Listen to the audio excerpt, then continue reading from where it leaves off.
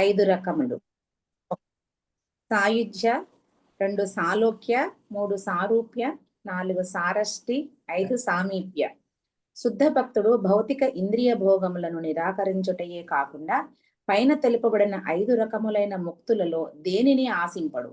దేవాతిదేవుడు ప్రేమతో సేవించుటతోనే తృప్తి చెందును. అది శుద్ధ భక్తి లక్షణము. శ్రీమద్ భాగవతములో కపిల భగవానుని పై వ్యాఖ్యలలో శుద్ధ భక్తుని నిజస్థితి, శుద్ధ భక్తియుక్త సేవ యొక్క ప్రధాన లక్షణములు తెలుపబడినవి. శుద్ధ భక్తియుక్త సేవ యొక్క ఇతర లక్షణములను వివిధ వైదిక శాస్త్రముల నుండి సంగ్రహించబడిన ఉదాహరణలతో శ్రీల రూప గోస్వామి వివరించను. శుద్ధ భక్తికి 6 ప్రధాన లక్షణములు కలవు. ఒక్క నిమిషం, దీనికన్నా ముందు ఈ 5 ముక్తుల గురించి ఇవి కూడా గుర్తుపెట్టుకోవాలి మీరు. భగవద్గీతలో వచ్చింది ఇది ఒకసారి 2 సార్లు. గుర్తున్నాయి అందరికీ? ఉన్నాయి ప్రభుజీ. ఉన్నాయి ప్రభుజీ. సో ఇది ఇందులో ఒక ముక్తి వైష్ణవులకి విరుద్ధం. ఏంటది? 5 ఒకటి. వైష్ణవులు ఎప్పుడు ఆ ముక్తిని కోరుకోరు. ఏ ముక్తి అది? సాయుజ్య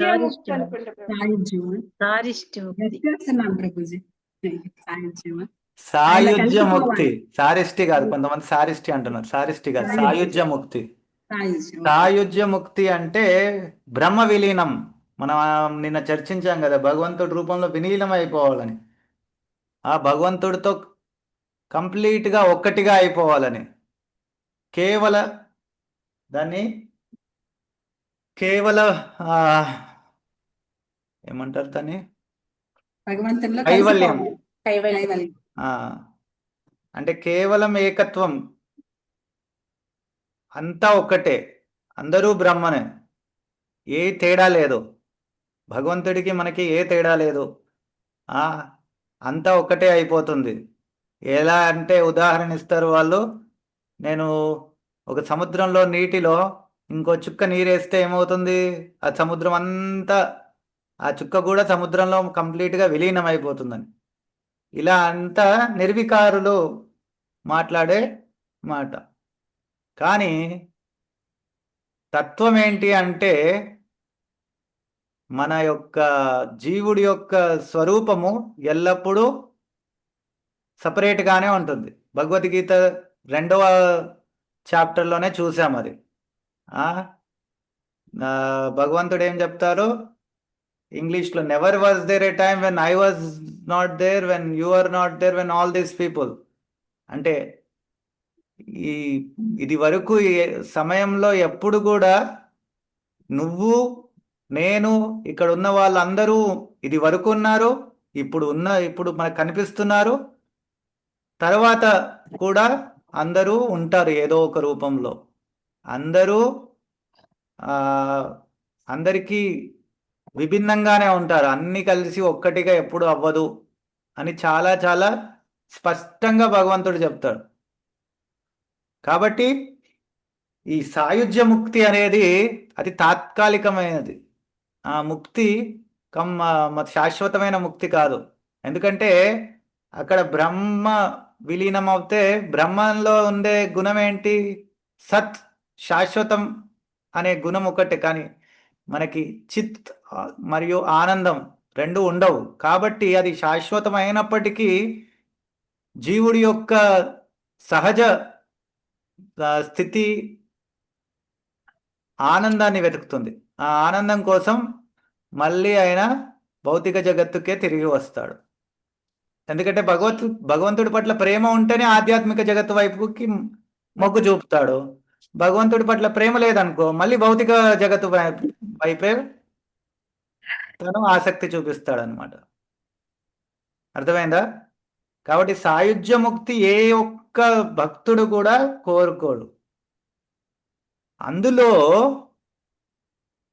ఎవరైతే గౌడీయ వైష్ణవ భక్తులు ఉన్నారో, చైతన్య మహాప్రభు అడుగుజాడల్లో నడిచే వాళ్ళు, మిగతా 4 ఏవైతే ముక్తులు ఉన్నాయో వాటి పట్ల కూడా మొగ్గు చూపెట్టరు.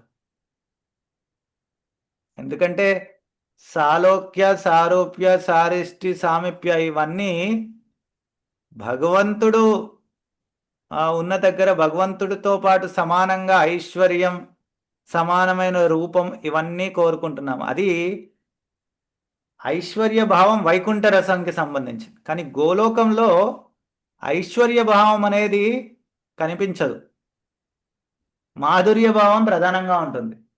కాబట్టి వాళ్ళు ఈ 4 ముక్తులు కూడా భగవంతుడికి మనము అనుకూలంగా సేవ చేయడానికి ఉపయోగపడకపోతే నాకు ఏ రకమైన ముక్తి అవసరం లేదు అని. ఈ ముక్తులు కూడా నాకు అవసరం లేదు. వాళ్ళు శుద్ధ భక్తి పట్లనే వాళ్ళ మనస్సు ఎల్లప్పుడూ కేంద్రీకరించి ఉంటారు. కాబట్టి శుద్ధ భక్తి చేయడానికి నాకు అనుగుణంగా ఉంటే నాకు నరకమైన అతి ఉన్నతమైన స్థితిగా నేను భావిస్తాను. శుద్ధ భక్తి చేసే అవకాశం లేకపోతే వైకుంఠం కూడా నాకు నరకంతో సమానమని ఆచార్యుల వారు బోధించారు. కాబట్టి శుద్ధ భక్తి యొక్క విశిష్టత అనేది చాలా ముఖ్యమైనది. అది మనం చాలా కేర్ఫుల్గా దాన్ని అర్థం చేసుకోవాలి, అనుసరించడానికి ప్రయత్నించాలి. వీణా మాతాజీ గారు చెప్పండి. ఇప్పుడు శుద్ధ భక్తులు సేవ చేయాలని కోరుకుంటారు, మరి సామీప్యంగా వెళ్తేనే కదా సామీప్య ముక్తి కోరుకోరా? మంచి ప్రశ్న. సామీప్యంగా వెళ్తే కదా సేవ ఎక్కువ చేయడానికి. సామీప్య అంటే ఒక 2 రకాలుగా చూడొచ్చు. మీరు చెప్పింది ఒకటి, రెండోది పొజిషన్ వైజ్గా. కొంతమంది ఎప్పుడు ఫోటోల కోసము ఈ పెద్ద పెద్ద ఫిలిం స్టార్స్ దగ్గర ఎప్పుడు పోతూ ఉంటారు కదా, అందరికి విసుకొచ్చేలాగా. మీరు కెమెరా పడాలి, అందుకే వాళ్ళ దగ్గరికి వాళ్ళకి కూడా కొన్ని తర్వాత చిరాకు వచ్చేసి ఫోన్లు తీసి సిరుగొట్టడము ఏవేవో చేస్తుంటారు కదా. ఇలా అంటే భగవంతుడు మీరు సామీప్యంగా ఎందుకు ఉండాలనుకుంటున్నారు అనేది ప్రశ్న. ఇక్కడ సామీప్యంగా ఉండాలా లేదా కాదు. సామీప్యంగా ఉండాలి అంటే ఆయన చాలా ఫేమస్ వ్యక్తి, ఆయన పక్కన నేనుంటే నేను కూడా ఫేమస్ అనే కదా, అలాంటి భావన కాదు. భగవంతుడికి సేవ చేయాలనే భావ. అదే సేవ చేయాలి, సేవ చేసే అవకాశం ఉంటే ముక్తి ఓకే. సేవ చేసే అవకాశం లేకపోతే ముక్తి కూడా వద్దు నాకు అని. ఎందుకంటే అది చాలా, మనం ఏదైతే పొజిషన్ ఆశిస్తున్నామో అన్నిటికన్నా చాలా చాలా ఉన్నతమైన స్థితి ఈ 4 ముక్తులు ఏవైతే ఉన్నాయో. సారూప్య, సాలోక్య, సారిష్టి, సామీప్య. సారూప్య అందరూ ఏంటి, తన అందంగా ఉండాలని కోరుకుంటారు కదా. భగవంతుడి కన్నా సుందరమైన స్వరూపం ఎవరిదైనా ఉందా? అదే స్వరూపం వస్తుంది. అంతకన్నా సద్భాగ్యం ఏముంటుంది? సో కాబట్టి అందరికీ కావాలి అది. సాలోక్య, వైకుంఠంని మించిన ధామం ఏదైనా ఉందా? అంతకన్నా మించిన ఐశ్వర్యం ఎక్కడైనా ఉందా? ఎక్కడా లేదు. నేను వైకుంఠంలో పెడతానంటే వద్దు వద్దు, నేను నా 2 BHK ఫ్లాట్లోనే ఉంటాను హైదరాబాద్లో అంటామా? అనం కదా.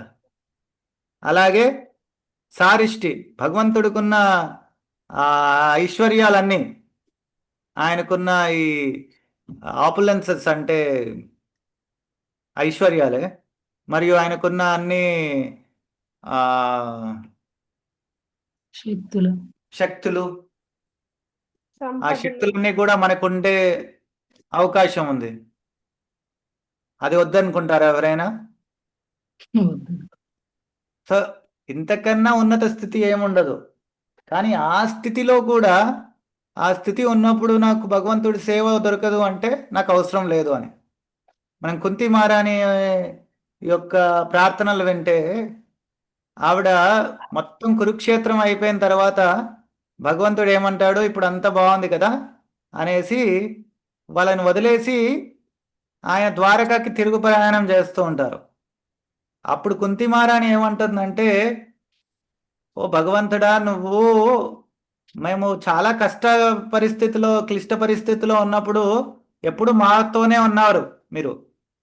కానీ ఇప్పుడు మాకు అన్ని ఐశ్వర్యం అంతా బాగుంది కాబట్టి మమ్మల్ని వదిలేసి వెళ్ళిపోతున్నారు.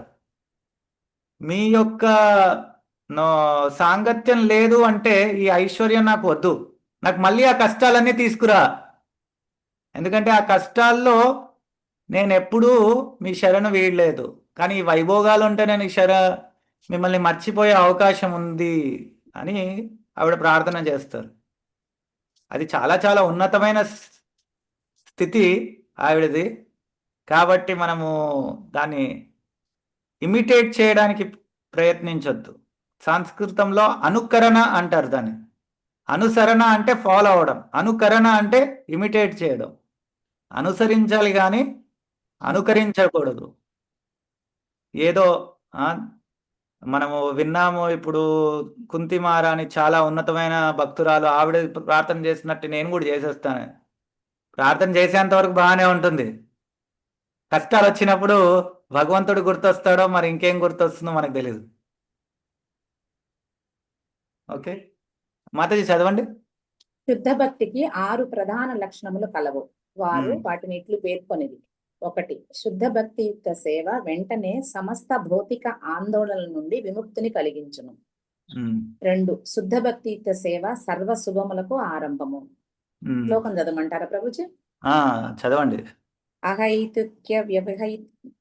అహైతుక్య వ్యవహితాయ భక్తిం పురుషోత్తమే సాలోక్య సారిష్టి సామీప్య సారూప్య కత్వమప్యుత దియమానం న గృహ్ణతి వినా విత్సేవనం జనాః స ఏవ భక్తి యోగాఖ్య అత్యంతిక ఉదాహృతః. 3. శుద్ధ భక్తి యుక్త సేవ సహజముగానే దివ్యానందమును చేకూర్చును. 4. శుద్ధ భక్తియుక్త సేవ మిక్కిలి అరుదుగా సాధించబడును. 5. శుద్ధ భక్తియుక్త సేవలో నెలకొనిన వారు మోక్షమును గూర్చిన ఆలోచనను కూడా దరిచేరనేరు. 6. శుద్ధ భక్తియుక్త సేవ ఒక్కటే శ్రీకృష్ణుని ఆకర్షింపగల ఏకైక సాధనము. సర్వాకర్షకుడు శ్రీకృష్ణుని కూడా ఆకర్షింపగలిగేది శుద్ధ భక్తియుక్త సేవ అనగా శుద్ధ భక్తియుక్త సేవ దివ్యమైనది. శ్రీకృష్ణుడి కంటెను కూడా ఆధ్యాత్మికముగా శక్తిమంతమైనది. ఎందుకనగా అది శ్రీకృష్ణుని స్వరూప శక్తి. హరే కృష్ణ. ఈ 6 ఏవైతే లక్షణాలు ఉన్నాయో ఇవి శుద్ధ భక్తి యొక్క లక్షణాలు. సంస్కృతంలో ఇది ఫస్ట్ది వచ్చేసి దాన్ని క్లేశాగ్ని అంటారు. క్లేశాగ్ని మొదటిది. రెండోది వచ్చేసి సుబధ. క్లేశాగ్ని సుబధ. మూడోది వచ్చేసి తెలుగులో ఏంటి? మూడోది ఏంటి చెప్పండి? శుద్ధ భక్తియుక్త సేవ సహజముగానే దివ్యానందమును చేకూర్చును. సందరానంద. సందరానంద మూడోది సందరానంద. నాలుగోది వచ్చేసి సుదుర్లభ. ఐదోది వచ్చేసి మోక్ష లఘుతాకృత. మోక్ష లఘుతాకృత. ఆరోది వచ్చేసి శ్రీకృష్ణ ఆకర్షణి.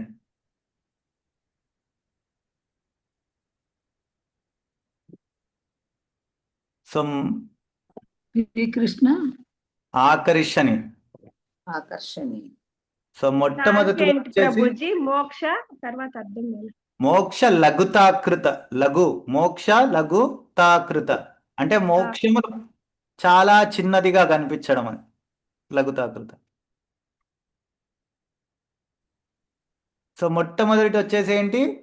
క్లేశాగ్ని. క్లేశ ఆగ్ని. మనం దీని గురించి మనము మన శిక్షాష్టకంలో కూడా మొదటి శ్లోకం ఏదైతే ఉందో దానిలో కూడా ఇదే భవమాహ దావాగ్ని నిర్వాపనం దావాగ్ని నిర్వార్పణం అంట. ఇది కూడా అంతే, ఆ క్లేశాగ్నిని సమూలంగా నశింపజేస్తుందని. ఇప్పుడు ఈ చాప్టర్ అంతా కూడా ఈ 6టిని వర్ణించడానికే కేటాయించారు. సో నెక్స్ట్ ఇంకోరు మాతాజీ చదవండి. మొదటిది క్లేశాగ్ని గురించి చదవండి. నెక్స్ట్ ఎవరు చదువుతారు? నేను చదవనా మాతాజీ? చదవండి. హరే కృష్ణ. భౌతిక క్లేశముల నుండి విముక్తి. భగవద్గీత 18.66 లో దేవాది దేవుడు సర్వ ధర్మములను విడిచి తనను శరణు వేయడమని ఆదేశించెను. అట్లు శరణు వేడిన వారికి సమస్త పాప ఫలితముల నుండి విముక్తిని కలిగించునని కూడా వాగ్దానం చేసెను. అహం త్వాం సర్వ పాపేభ్యో మోక్షయిష్యామి. ఈ జన్మలో చేసిన పాపముల చేతనే కాకుండా పూర్వజన్మలలో చేసిన పాపముల చేత కూడా మానవులు ఆందోళనలకు గురవుతుందరని శ్రీల రూప గోస్వామి తెలిపెను. సాధారణంగా ఒకరు అజ్ఞానం చేత పాపకార్యాలను చేస్తుందురు, కానీ అజ్ఞానము అను వంకతో దాని ఫలితమును తప్పించుకోలేరు. పాపకర్మలు 2 రకములు, ఒకటి ప్రారబ్ధము, 2 అప్రారబ్ధము. ఒక్క నిమిషం ఆగండి. సో ఈ క్లేశాగ్ని సుబద మొదటి 2 ఇది శుద్ధ భక్తి యొక్క లక్షణాలు కదా, ఎప్పుడో మనకి శుద్ధ భక్తి వచ్చినప్పుడే వస్తాయి అనుకోవడం తప్పు. ఈ 6 కూడా స్టేజెస్గా వెళ్తాయి. అంటే మొదటి 2 మనం భక్తి స్టార్ట్ చేసినప్పుడు కొత్తలో కూడా ఇవి అనుభవించవచ్చు. మీరు భక్తి సరిగ్గా చేస్తే కొత్తలో కూడా ఈ మొదటి 2 యొక్క లక్షణాలు ఆ భక్తిలో కనిపిస్తాయి.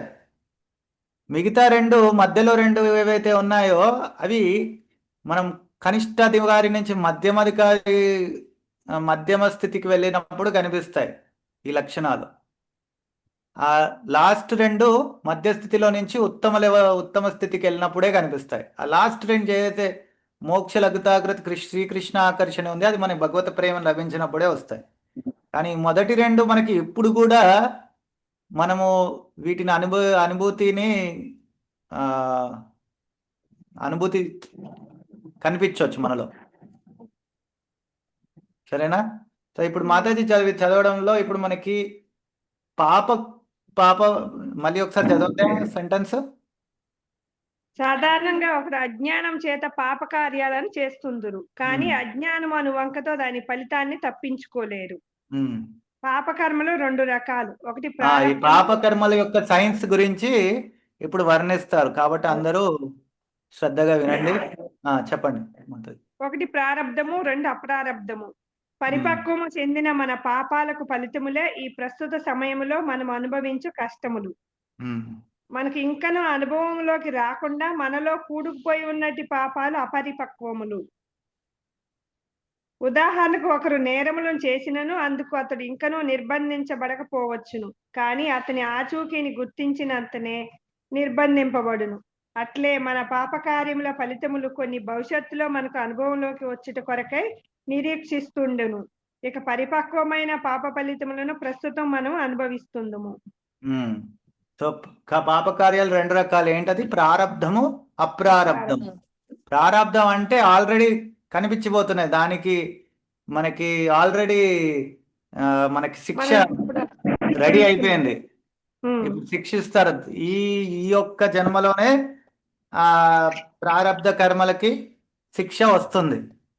అప్రారబ్ధ కర్మలంటే అది ఇంకా దానికి శిక్ష మనకి రాయలేదు. సో అది ఇప్పుడే రావచ్చు, వచ్చే జన్మలో కావచ్చు, ఇంకా 100 జన్మల తర్వాత అయినా కావచ్చు. కానీ ఎప్పుడో ఒకప్పుడు కంపల్సరీ అది మనం అనుభవించే తీరాలి. అది పాపకర్మలు కదా, సైకిల్ ఆఫ్ కర్మ అంటారు. అంటే అది ఎందుకంటే ఇలా పైకి కిందికి, ఎందుకంటే మంచి కర్మలు చేస్తే పైకి స్వర్గానికి వెళ్తాము, మళ్ళీ కిందికి వస్తాము, మళ్ళీ చెడు కర్మలు చేస్తే మళ్ళీ నరకానికి వెళ్తాము, మళ్ళీ నరకం నుంచి మళ్ళీ భూమికి వచ్చేసి మళ్ళీ స్వర్గంకి వెళ్ళి అదొక ఇట్లా సైకిల్గా తిరుగుతుంది. కాలచక్రం అంటాం కదా, అట్లాగే ఇది పాపకార్యాల చక్రం. ఇది ఇంకా చదవండి మాతాజీ మళ్ళీ. ఈ విధముగా పాపకర్మలకు ఫలితముగా అనుభవింపదగిన కష్టములు సంకీర్ణ రూపమున బద్ధుడైన జీవాత్మను జన్మ జన్మలలోనూ వెంటాడుతూ పీడించును. పూర్వజన్మలో చేసిన పాపకర్మల ఫలితములను ప్రస్తుత జన్మలో అతడు అనుభవిస్తుండెను. ఈ లోపు రాబో జన్మలలో అనుభవించుట కొరకై దుఃఖములను తిరిగి సృష్టించుకొనును. పరిపక్వము చెందిన పాపములు దీర్ఘవ్యాధి రూపములోనో, నిరంతరం చట్టపరమైన చిక్కుల్లోనో, నిమ్నపతనమైన కుటుంబములో జన్మించుట ద్వారానో, విద్య లేనివాడు లేక అనాకారి రూపములలోనో వ్యక్తమగును. ఎవరికైతే ఉన్నత స్థితి లేదో దానికి కూడా వాళ్ళ ముందు కర్మనే కారణమని మనకి ఇది సాధారణంగా తెలిసిన విషయమే. అది వస్తే సరే మనము వ్యాకులత చెందకూడదు. అరే వీళ్ళు ఇప్పుడే పుట్టిన వ్యక్తికి ఇలా ఎందుకు జరిగింది అంటే మనకి తెలుసు కాబట్టి ఒక జీవి ఈ ఒక్క జీవితమే కాదు, దానికి ముందు కూడా ఎన్నో జన్మలు ఎత్తుంటాడు. కాబట్టి పూర్వ జన్మలో వాళ్ళు చేసిన పాప పుణ్యాలకు అనుగుణంగా వాళ్ళకి ఈ జన్మ లభించింది అని అర్థం అని చెప్తారు. ఇంకా చదవండి. మనము పూర్వజన్మలలోని వివిధ పాపకర్మల ఫలితాలను ప్రస్తుతం అనుభవిస్తుందము. ప్రస్తుతం మన పాపకర్మల ఫలితాలను భవిష్యత్తులో అనుభవించదము. కానీ ఈ పాప ఫలితములన్నింటినీ కృష్ణ చైతన్య మార్గంను అనుసరిస్తూ క్షణంలో వాటిని అరికట్టవచ్చును. ఈ విషయమును బలపరుస్తూ శాస్త్ర ప్రమాణముతో శ్రీల రూప గోస్వామి శ్రీమద్ భాగవతము 11.14.19లోని ఒక శ్లోకమును ఉదహరించిరి. శ్రీకృష్ణుడు ఉద్ధవునకు ఉపదేశించు సందర్భంలోని ఆ శ్లోకములో ఇట్లు సంబోధింపబడెను. ప్రియమైన ఉద్ధవ, నా పట్ల భక్తియుక్త సేవ ఎండు కట్టెలనెన్నింటినైనను కాల్చి బూడిద చేయగల మండుటాగ్ని వంటిది. మండుటాగ్ని ఎండు కట్టెలనెన్నింటినైనను కాల్చి బూడిద చేయనట్లుగానే కృష్ణ చైతన్యంతో చేయు భగవంతుని పట్ల భక్తియుక్త సేవ పాపకర్మలనే ఎండు కట్టెలనెన్నింటినైనను పూర్తిగా కాల్చివేయగలదు. ఉదాహరణకు భగవద్గీతలో అర్జునుడు యుద్ధమును పాపకర్మగా భావించును. కానీ శ్రీకృష్ణుడు తన ఆదేశానుసారము అతడిని రణరంగములో నెలకొల్పెను. దానితో ఆ యుద్ధము భక్తియుక్త సేవగా మారెను. కనుక అర్జునుడు ఎట్టి పాపకర్మ ఫలితముకు గురి కాలేదు. సో ఇప్పుడు ఇక్కడ చెప్పింది ఏంటంటే, భగవత్ భక్తి చేస్తే మనకి పాపకార్యాలు ఎలాంటివైనా అది ఇప్పుడైతే ఏదైతే పాపకర్మలు ఫలించే స్థితిలో ఉన్నవైనా లేదా అప్రారబ్ధ కర్మ అయినా ప్రారబ్ధ కర్మ అయినా అన్నీ కూడా నశించిపోతాయి అని చెప్తున్నారు. అంటే భగవద్భక్తి చాలా చాలా చాలా శక్తివంతమైనది. మనము చాలాసార్లు వినుంటాము, ఇలాంటి పాపం చేస్తే దీనికి పరిహారంగా ఏమేం చేయాలి అని. ఒక పెద్ద లిస్ట్ ఉంటుంది.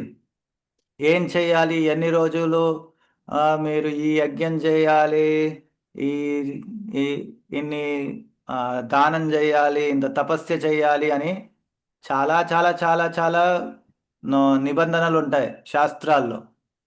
కానీ భక్తి మార్గాన్ని ఎంచుకున్న వాళ్ళకి అలాంటి నిబంధనలు ఏమీ వర్తించవు. వాళ్ళు ఏది చేసినా అన్నీ కూడా వాళ్ళకి దానికి ఏమి పాపకార్యాలు దాని పాపం చుట్టుకోవడం ఏది అవ్వదు అని. ఉదాహరణకి ఒక వ్యక్తి సాధారణంగా పోట్లాడి ఇంకో వ్యక్తిని అనుకోకుండా చంపేశాడు అనుకోండి, దానికి మన గవర్నమెంట్ ఏం శిక్ష వేస్తుంది? మన శిక్ష వేస్తుంది. ఉరి శిక్ష అయితే ఇవాళట్లో ఎవరు వేయట్లేదు, యావజ్జీవ శిక్ష వేస్తారు. అలాంటి కఠిన శిక్షలు ఇట్లు వేస్తారు. అదే మన సోల్జర్స్ వెళ్ళి పాకిస్తాన్ వాళ్ళని చంపారనుకోండి యుద్ధంలో, గవర్నమెంట్ ఏం చేస్తుంది? సన్మానాలు చేస్తారు. ఒకరికేమో యావజ్జీవ లేదా ఉరి శిక్ష వేస్తున్నారు, ఇంకొకరికి సన్మానాలు చేస్తున్నారు. ఇదేం ధర్మం? ఒకరు తన స్వప్రయోజనానికి చేస్తున్నారు, ఇంకొకరు ఉన్నతాధికారి నిర్దేశంలో చేస్తున్నారు. ఎలా అయితే ఒకరు దేశం కోసం చేస్తున్నందుకు వాళ్ళకి సత్కారం చేసి వాళ్ళకి ఏ శిక్ష వేయరో, అలాగే భక్తి చేసేవారు కేవలం భగవంతుడి ప్రీతి కోసం చేస్తారు కాబట్టి వాళ్ళకి ఏ పాపం చుట్టుకోదు. వాళ్ళకి ఇది వరకు ఏవైనా ఉన్నా అవి కూడా తొలగిపోతాయి. ఎలా అయితే ఎవరైనా గవర్నమెంట్కి వర్క్ చేస్తానంటే కొన్ని సిచ్యువేషన్స్లో కొన్ని కేసెస్ ఉంటాయి. కొంతమంది చాలా తెలివైన వాళ్ళు ఏదో ఫ్రాడ్ చేస్తారు. కొంచెం ఫేమస్ సినిమాలు, నేను చిన్నప్పుడు కొన్ని ఫేమస్ సినిమాలు వచ్చాయి, అలా ట్రూ స్టోరీ ఇవన్నీ. ఒకతను చాలా చాలా తెలివిగా గవర్నమెంట్ అన్ని ప్రైవేట్ కంపెనీలను చీట్ చేసేసి కొన్ని కోట్ల రూపాయలు బ్యాంక్ నుంచి డ్రా చేశాడు. అయితే ఆయనని ఇట్లా ఇన్వెస్టిగేషన్ డిపార్ట్మెంట్ పట్టుకున్న తర్వాత, ఇతను ఇంత చిన్న వయసులోనే ఇంత తెలివైన వ్యక్తి, ఇతను మనం డిపార్ట్మెంట్లో పెట్టుకుంటే చాలా మంచిగా పనిచేస్తాడు అని అతని డిపార్ట్మెంట్లో పెట్టుకొని అతని పైన ఉన్న కేసులన్నీ రద్దు చేసేసాడు. అలాగే భక్తిలోకి వస్తే భగవంతుడు కూడా అరే ఇతను ఇంత భౌతికంగా ఉన్నవాడు భక్తుడు అయ్యాడు కదా, ఇతను భక్తిలో ఉంటే సేవ చేస్తూ ఇంకా చాలా మందిని కూడా భక్తిలోకి తీసుకొస్తాడు, కాబట్టి కేసులన్నీ రద్దు, మాఫీ ఈ యొక్క చేస్తారు. ప్రారబ్ధ అప్రారబ్ధ కర్మ అన్ని రద్దు అని భగవంతుడు చేస్తాడనమాట. అర్థమైందా? కాబట్టి ఏదైతే క్లేశాగ్ని మనకి భగవంతుడు భక్తి ఎవరైతే చేస్తారో వాళ్ళ జీవితంలో ఎటువంటి బాధలు ఎక్కువ కనిపించవు. నిత్యం ఎవరైతే శుద్ధ భక్తి చేయడానికి ప్రయత్నిస్తూ ఎల్లప్పుడూ భగవంతుడి ప్రీతి కోసం చేస్తారో వాళ్ళ జీవితంలో ఎటువంటి బాధలు ఉండవు. స్థితి అదే కావచ్చు. మీరు భగవత్ భక్తి చేయగానే మీ 1 BHK అపార్ట్మెంట్ బంగ్లాగా మారిపోదు. స్థితి అదే ఉండొచ్చు, కానీ ఆ స్థితిలో ఏ స్థితిలో ఉన్నా కానీ ఆనందంగా ఉంటారు. ఎందుకంటే అన్నీ భగవంతుడి కోసం చేస్తున్నాం కాబట్టి వెంటనే ఆ మార్పు కనిపిస్తుంది. మేము ఎక్కడికి వెళ్ళినా కానీ చాలామంది అంటూ ఉంటారు మీ ముఖంలోనే ఆ కాంతి కనిపిస్తుంది అని. భక్తులని మీరు మామూలు డ్రెస్ వేసుకున్నా మేము వెంటనే కనిపెట్టేస్తాం, ఎందుకంటే మీ ముఖంలో ఆ కాంతి కనిపిస్తుందని చాలామంది అన్నారు మాకు ఫస్ట్ నుంచి. ఎందుకంటే మనం భక్తి చేసినప్పుడు అది ఆటోమేటిక్గా వస్తుంది ఎవరికైనా. నేను కాలేజ్లో ఉండేప్పుడు అనేవాళ్ళు మా ఫ్రెండ్స్, అరే ఎన్ని మీరు అంటే కాలేజ్లో కొన్ని రూల్స్ ఉంటాయి, మేము అప్పుడు తిలక్కు అన్నీ చెడిపేసుకొని కంటి మాలలు కొంచెం లోపల పెట్టుకొని అలా వెళ్ళేవాళ్ళం, ఎందుకంటే కాలేజ్ రూల్స్ ఉండేవి. మీరు అవన్నీ అన్నీ దాచుకున్నా కానీ మీ టీం మెంబర్స్ అందరినీ మేము వెంటనే గుర్తుపట్టేస్తాం అనేవాళ్ళు మా ఫ్రెండ్స్. మీ ఫేస్లే డిఫరెంట్గా కనిపిస్తాయి అందరికన్నా. సో కాబట్టి ఇది ఏదైతే లక్షణం ఉందో శుద్ధ భక్తిది అది చాలా తొందరగా కనిపించాలి మనలో కనిపించలేదు, మనం ఎల్లప్పుడూ బాధగా ఎప్పుడు ఏదో ఒక ఏడుస్తూ ఉన్నాము అంటే మనం భక్తి సరిగ్గా చేయట్లేదని అర్థం. చదవండి మాతాజీ, ఇంకా తను కంప్లీట్ చేయండి. శ్రీల రూప గోస్వామి శ్రీమద్ భాగవతము 3.33.6 నుండి మరొక శ్లోకమును ఉదహరించెను. అందులో దేవహూతి తన కుమారుడైన కపిల భగవానునితో ఇట్లనెను, హే ప్రభు, శ్రవణము కీర్తనలతో ఆరంభమయ్యే నవవిధ భక్తి మార్గములు కలవు. ఎవరు నీ లీలలను వింటూ, ఎవరు నీ మహిమలను కీర్తిస్తూ, ఎవరు నీకు నమస్కరిస్తూ, ఎవరు నిన్నే స్మరిస్తూ నవవిధ భక్తియుక్త సేవా మార్గములలో ఏ ఒక్కదానిని అనుసరించినను అట్టి వాడు శపాకుల అంటే కుక్క మాంసమును తిను హీనజాతి గృహమున జన్మించినను వెంటనే యజ్ఞయాగాదులు చేయుటకు యోగ్యుడగును. అట్లే పూర్తి కృష్ణ చైతన్యంతో ఎవరైనాను భక్తియుక్త సేవలో నెలకొనినచో అతడు ఎట్లు పవిత్రుడు కాకుండును. అది సాధ్యపడదా? కృష్ణ చైతన్యంతో భక్తియుక్త సేవలో నెలకొనిన వ్యక్తి నిస్సందేహముగా సమస్త భౌతిక పాపకర్మల నుండి విముక్తుడగును. కనుక భక్తియుక్త సేవ భక్తి సమస్త పాప ఫలితములను నిర్మూలించగలిగేలా శక్తి కలిగినది. సహజంగానే భక్తుడు పాపకర్మలలో పాల్గొనకుండా జాగ్రత్త వహించును. భక్తునిగా అది అతని ప్రత్యేక లక్షణము. అట్లు భక్తియుక్త సేవను అనుసరించుట చేత శపాకుల గృహములో జన్మించిన వారైనప్పటికీ వేద విహితమైన యజ్ఞయాగాది క్రతువులను చేయుటకు అధికారమును పొందునని శ్రీమద్ భాగవతము తెలుపుతుండెను. దీని నుండి శపాకుల గృహమున జన్మించిన వ్యక్తికి యజ్ఞయాగాది క్రతువులను నిర్వర్తించు అధికారము లేదని తెలియను. వేదములలో ఈ క్రతువులను నిర్వర్తించు అధికారము గల పురోహిత వర్ణము బ్రాహ్మణ వర్ణముగా పేర్కొనబడిను. కనుక ఒకరు బ్రాహ్మణుడు కానిదే ఈ క్రతువులను నిర్వర్తింపరాదు. ఇప్పుడు వర్ణాశ్రమ ధర్మంలో శూద్రులకి, వైశ్యులకి, క్షత్రియులకి, బ్రాహ్మణులకి ఒక్కొక్కరికి వర్గానికి ఒక్కొక్క కార్యం వాళ్ళకి కేటాయించబడింది. ఈ శూద్రుల కన్నాను కింది స్థితిలో ఉన్న వాళ్ళు ఎవరు అంటే ఈ చండాల, స్వపచ, ఇలా వీళ్ళందరూ మ్లేచ్ఛ వీళ్ళందరూ ఉంటారనమాట. వాళ్ళు ఏంటంటే వైదిక ధర్మాన్ని అనుసరించడానికి ఎప్పుడు మక్కువ చూపెట్టరు, కాబట్టి వాళ్ళని అలా వర్గీకరిస్తారు.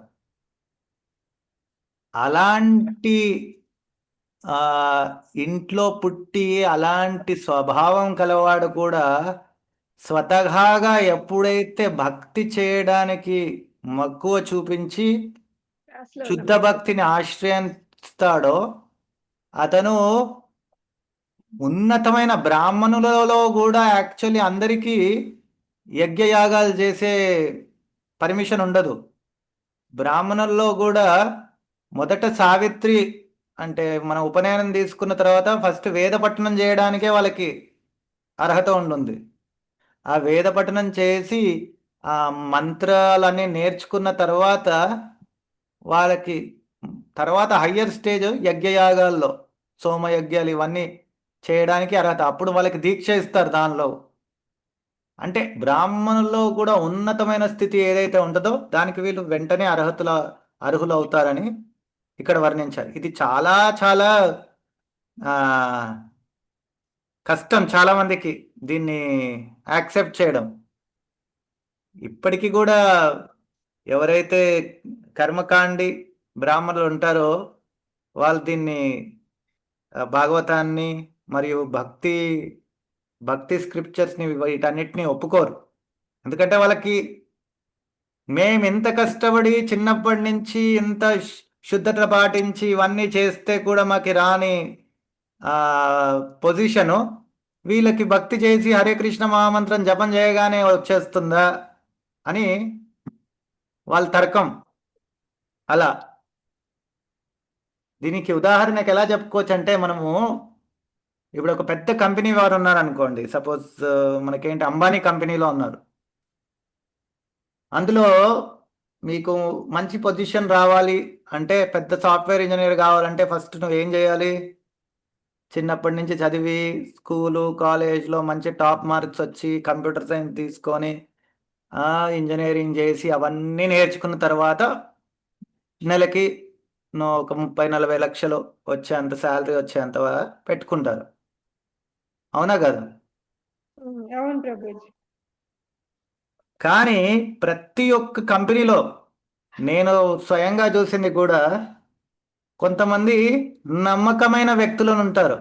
వాళ్ళు ఎంత నమ్మకమైన వ్యక్తులు అంటే బినామీ అంటారు కదా, వాళ్ళ పేరు మీద చాలా నడుస్తూ ఉంటాయి. వాళ్ళు జనరల్గా ఇంత తెలివైన వాళ్ళు ఉండరు. వాళ్ళకి అన్ని క్వాలిఫికేషన్స్ ఉండవు. వాళ్ళకున్న ఒకే ఒక క్వాలిఫికేషన్ ఏంటి? నమ్మకం. మోసం చేయరు ఎప్పుడు వాళ్ళ బాస్ని అని. భగవంతుడు కూడా అదే భక్తులంటే నమ్మకం. ఆ నమ్మకం అనేది ఇప్పుడు మనమున్న స్థితిలో కూడా దానికే విలువ ఎక్కువ మిగతా క్వాలిఫికేషన్స్ కన్నా. అది మనం భౌతికంగా కార్పొరేట్ సెక్టర్లో కూడా ఇప్పుడు ఇంకా వర్తిస్తుంది. అంటే మరి భక్తిలో వర్తించదా? అది వర్తిస్తుంది ప్రభుజీ. అర్థమైందా? అయిపోయిందా? అది అయిపోయిందా ఇంకా ఉందా మాతాజీ? ఇంకొంచెం ఇంకో పేజీ ఉంది, ఇంకో పేరా ఉంది ప్రభుజీ. చదవండి. పూర్వజన్మ కర్మ ఫలితముల చేత ఒక వ్యక్తి బ్రాహ్మణ కుటుంబమున లేక సునక మాంసమును భుజించు శపాకుల కుటుంబమున గాని జన్మించును. ఒకరు శపాకుల గృహమున జన్మించిననగా అతని పూర్వజన్మ కర్మలు పాపకర్మలని అర్థము. కానీ అట్టి వ్యక్తి కూడా భక్తియుక్త సేవా మార్గమును ఎన్నుకొని హరే కృష్ణ కృష్ణ కృష్ణ హరే హరే హరే రామ రామ రామ హరే హరే అని పవిత్ర భగవన్నామ సంకీర్తన చేసినచో అతడు వెంటనే యజ్ఞ యాగాదులు క్రతు నిర్వహణకు యోగ్యుడగును. అనగా అతని పాప ఫలములన్నీ వెంటనే నశించినని అర్థము. అయిపోయిందా? ఇంకా పాపకర్మల ఫలితాలు వేరే ఉంది ప్రభు సబ్జెక్ట్. రెండవది కదా. రెండవది. ఇప్పుడు దీనిపైన ఎవరికైనా ప్రశ్నలు ఉన్నాయా? బీనమాతాజీ మీరు చేయెత్తినట్టున్నారు, అది ముందుదా? అవును ప్రభుజీ. ఏంటంటే భక్తి చేస్తే మన పాప కర్మలన్నీ కూడా భక్తి మార్గాన్ని వస్తే 2 రకాలైన పాప కర్మలు పోతాయి అన్నారు. అది కృష్ణ భక్తి చేస్తేనేనా లేక ఇతర దేవీ దేవతల ఉపాసన చేసినా కూడానా? ఇతర దేవి దేవత ఉపాసన చేస్తే అది భక్తి అవ్వదు. ఎందుకంటే ఇతర దేవి దేవత ఉపాసనలు చేసే వాళ్ళు భక్తి చేస్తున్నారు. భక్తి యొక్క లక్షణం మనం విన్నాము. అన్యాభిలాషిత శూన్యం జ్ఞాన కర్మాద్యనావృతం అనుకూలేన కృష్ణానుశీలనం భక్తి ఉత్తమం అని. దేవి దేవతల పూజలు చేసే వాళ్ళు ఎవరైనా కేవలం వాళ్ళ యొక్క ఆ, ఇష్టం కోసం, అంటే కేవలం వాళ్ళని ప్రేమించినందుకు, వాళ్ళకి ఆ దేవి దేవతల యొక్క ప్లెజర్ కోసమే, వాళ్ళ కోసమే చేస్తారా? కాదు. ఈ దేవతని దీనికోసం పూజించాలి. శివుడిని ఎందుకు పూజించాలంటే శివుడు అశుతోషుడు, అందరికన్నా తొందరగా మనము అడిగింది ఇచ్చేస్తాడు కాబట్టి పూజించాలి అని కొంతమంది. కొంతమంది ఆ పార్వతీదేవిని ఎందుకు పూజించాలి అంటే, పార్వతీదేవికి పూజిస్తే నాకు ఆవిడ పూజ చేసి ఆవిడికి అందరికన్నా శ్రేష్టమైన భర్త లభించాడు కాబట్టి నాకు కూడా అలా లభిస్తాడు కాబట్టి నేను అందుకే చేస్తానని. లక్ష్మీదేవికి ఎందుకు పూజ చేయాలి అంటే నాకు అందరికన్నా ఎక్కువ ఐశ్వర్యం వస్తుంది కాబట్టి అని. అలా ఏదో ఒక భౌతిక కారణం ఎన్నుకొనే మనం పూజ చేస్తాం దేవి దేవతలకు చేసినప్పుడు. ప్రేమతోని చేసేది చాలా చాలా అరుదు. కొన్ని ఎక్కడో రేరుగా ఎవరో ఒకరు చేసిన ఉదాహరణలు ఉన్నాయి. అలా చేస్తే వాళ్ళకి ఆ దేవి దేవతలే వాళ్ళకి భగవంతుడి వైపు మార్గం చూపిస్తారు. అలా మనకు కొన్ని లీలలు ఉన్నాయి, అందులో వాళ్ళకి చూపెట్టిన సందర్భాలు కూడా ఉన్నాయి. సరేనా? ఇతర దేవతలను పూజిస్తే వారు ఈ మార్గానికి చూపించారు వాళ్ళకి. కృష్ణ భక్తి మార్గాన్ని. అరుణ మాతాజీ. హరే కృష్ణ ప్రభుజీ, కొంచెం ఇక్కడ ఎక్కువ డిస్టర్బ్. ప్రభుజీ, ఇప్పుడు మనం భగవన్నామ సంకీర్తన చేస్తే పాపాలన్నీ తొలగిపోతాయి. అంటే పాపాలు తొలగినప్పుడు దుఃఖం రాకూడదు.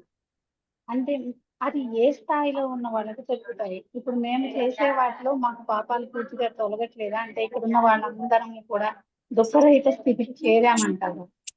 ఈవెన్ ప్రభుపాదుల వారు కూడా వారి జీవితంలో చాలా ఆటుపోట్లు ఎదుర్కొన్నారు అని చెప్తారు. మరి అంత విశుద్ధ స్థాయి భక్తులకే ఆటుపోట్లు ఉంటే పాపాలు తొలగట్లేదా? పాపాలు తొలగే అనడానికి నిదర్శనము మీకు ఆటంకాలు ఉంటాయో ఉండవో కాదు అనడానికి నిదర్శనం ఏంటి అంటే, మీ చైతన్యం ఎలా ఉంటుంది. ఆటంకం వచ్చినప్పుడు మీ చైతన్యం ఏంటి దానిపైన. ఇప్పుడు ప్రభుపాదుల వారికి ఆటంకాలు వచ్చాయి. ఆ సమయంలో ప్రభుపాదులు ఏం చేశారు? భగవంతుడు నామస్మరణ చేశారు, భగవంతుడు లీలాస్మరణ చేశారు. ఆయనకి అది ఎప్పుడు బాధను కలిగించలేదు. ఆ ఆటంకాలు, అన్ని ఆటంకాల సమయాల్లో కూడా వాళ్ళు ఎప్పుడు చలించలేదు. నేను అదే చెప్పాను, భక్తి చేస్తే వెంటనే మీ 1 BHK ఫ్లాట్ ఏమి బంగ్లాగా మారదు. స్థితి అదే ఉండొచ్చు, కానీ అది మీకు ఎఫెక్ట్ చేయదు. హరే కృష్ణ ప్రభుజీ, బాధలను కలిగించదు. మానసికంగా ఎఫెక్ట్ చేయని స్థితి రావాలంటే మేము ఎంత ఉన్నత స్థాయికి వెళ్ళాలి? ఉన్నత స్థాయి కాదు, అదే చెప్తున్నాను. భక్తిలో ఉన్నత స్థాయి అంటే ప్రేమను పొందడం. మీరు భక్తి సరిగ్గా చేస్తే, ఇప్పుడు నవదశలు ఉంటాయి భక్తిలో, అది ఇందులోనే వస్తుంది. ఫస్ట్ అధోశ్రద్ధ, తదా సాధు సంగ, భజన క్రియ, అనర్థ నివృత్తి, నిష్ఠ, రుచి, ఆసక్తి, భావ, ప్రేమ అని. మొదటి మనం భజన క్రియ సరిగ్గా చేస్తే అక్కడే ఇవి అనుభూతి పొందొచ్చు. మనం ఏం ఉన్నత స్థితికి వెళ్ళాల్సిన అవసరం లేదు. మొహంలో ఆ కాంతి వేరు వచ్చేస్తుంది వ్యక్తికి భక్తిలోకి రాగానే. అది చాలా మంది మీకు అందరికీ కూడా చాలా మంది మీ బంధువులందరూ కూడా అని ఉంటారు. అందరికీ ఏదో లెక్క ఎక్స్పీరియన్స్ అవుతుంది, ఏంటి నీతో చాలా మార్పు వచ్చేసింది అనేసి. ఎందుకంటే అది వాళ్ళకి కనిపిస్తుంది, మనకు కనిపించకపోవచ్చు. అవును ప్రభుజీ, మనకు కనిపించకపోవచ్చు. ఎందుకంటే మనము ఈ భౌతిక జగత్తులో మన దగ్గర ఏముంది కాదు, ఏది లేదో దానిపైనే మనం దృష్టి ఎక్కువ పెడతాం. కాబట్టి మనం చూడలేము ఎక్కువ. వేరే వాళ్ళు చూసి మనకి చెప్తే గానీ అవును కదా, నేను ముందు ఎలా ఉండేవాడిని, ఎలా మారిపోయానని. సో కాబట్టి ఈ క్లేశాగ్ని అంటే భౌతికంగా ఇప్పుడు ఉదాహరణకి మన స్థితియే తీసుకోండి. బయట ఉన్న వాళ్ళకి ప్రతి ఒక్కటి ప్రధానమే. ఇప్పుడు ఫస్ట్ జాబ్ లేనంతసేపు జాబ్ రాలేదు అని, జాబ్ వస్తే తక్కువ శాలరీ అని, తక్కువ శాలరీ నుంచి నెలకి మేము చదివిన దగ్గర మా ఫ్రెండ్స్కి అందరికీ నెలకి కనీసం 3 నుంచి 4 లక్షలు వస్తుంది. అయినా సరిపోదు వాళ్ళకి.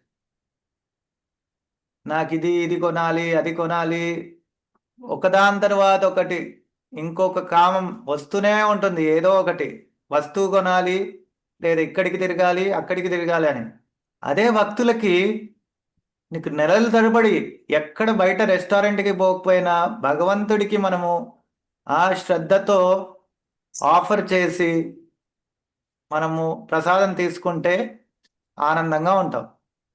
మనము 6 నెలలు సంవత్సరం కూడా ఆ రెస్టారెంట్కి పోకుండా ఉండగలుగుతాం. బయట వాళ్ళు ఉండగలుగుతారా? అలా సినిమాకి పోకుండా ఉండగలుగుతాం, వాళ్ళు పోకుండా ఉండగలుగుతారా? మనం ఏ వ్యసనం లేకుండా ఉండగలుగుతాం, వాళ్ళు ఉండగలుగుతారా? ఎందుకు ఉండలేరు అంటే వాళ్ళకి ఇంకే ఆధారం లేదు, ఏ ఆల్టర్నేటివ్ లేదు వాళ్ళ జీవితంలో. కాబట్టి దానిపైన దాన్నే ఆశ్రయం తీసుకుంటారు వాళ్ళు. మనకు అది అవసరం లేదు, ఎందుకంటే మనం భగవంతుడు ఆశ్రయం తీసుకున్నాం కదా.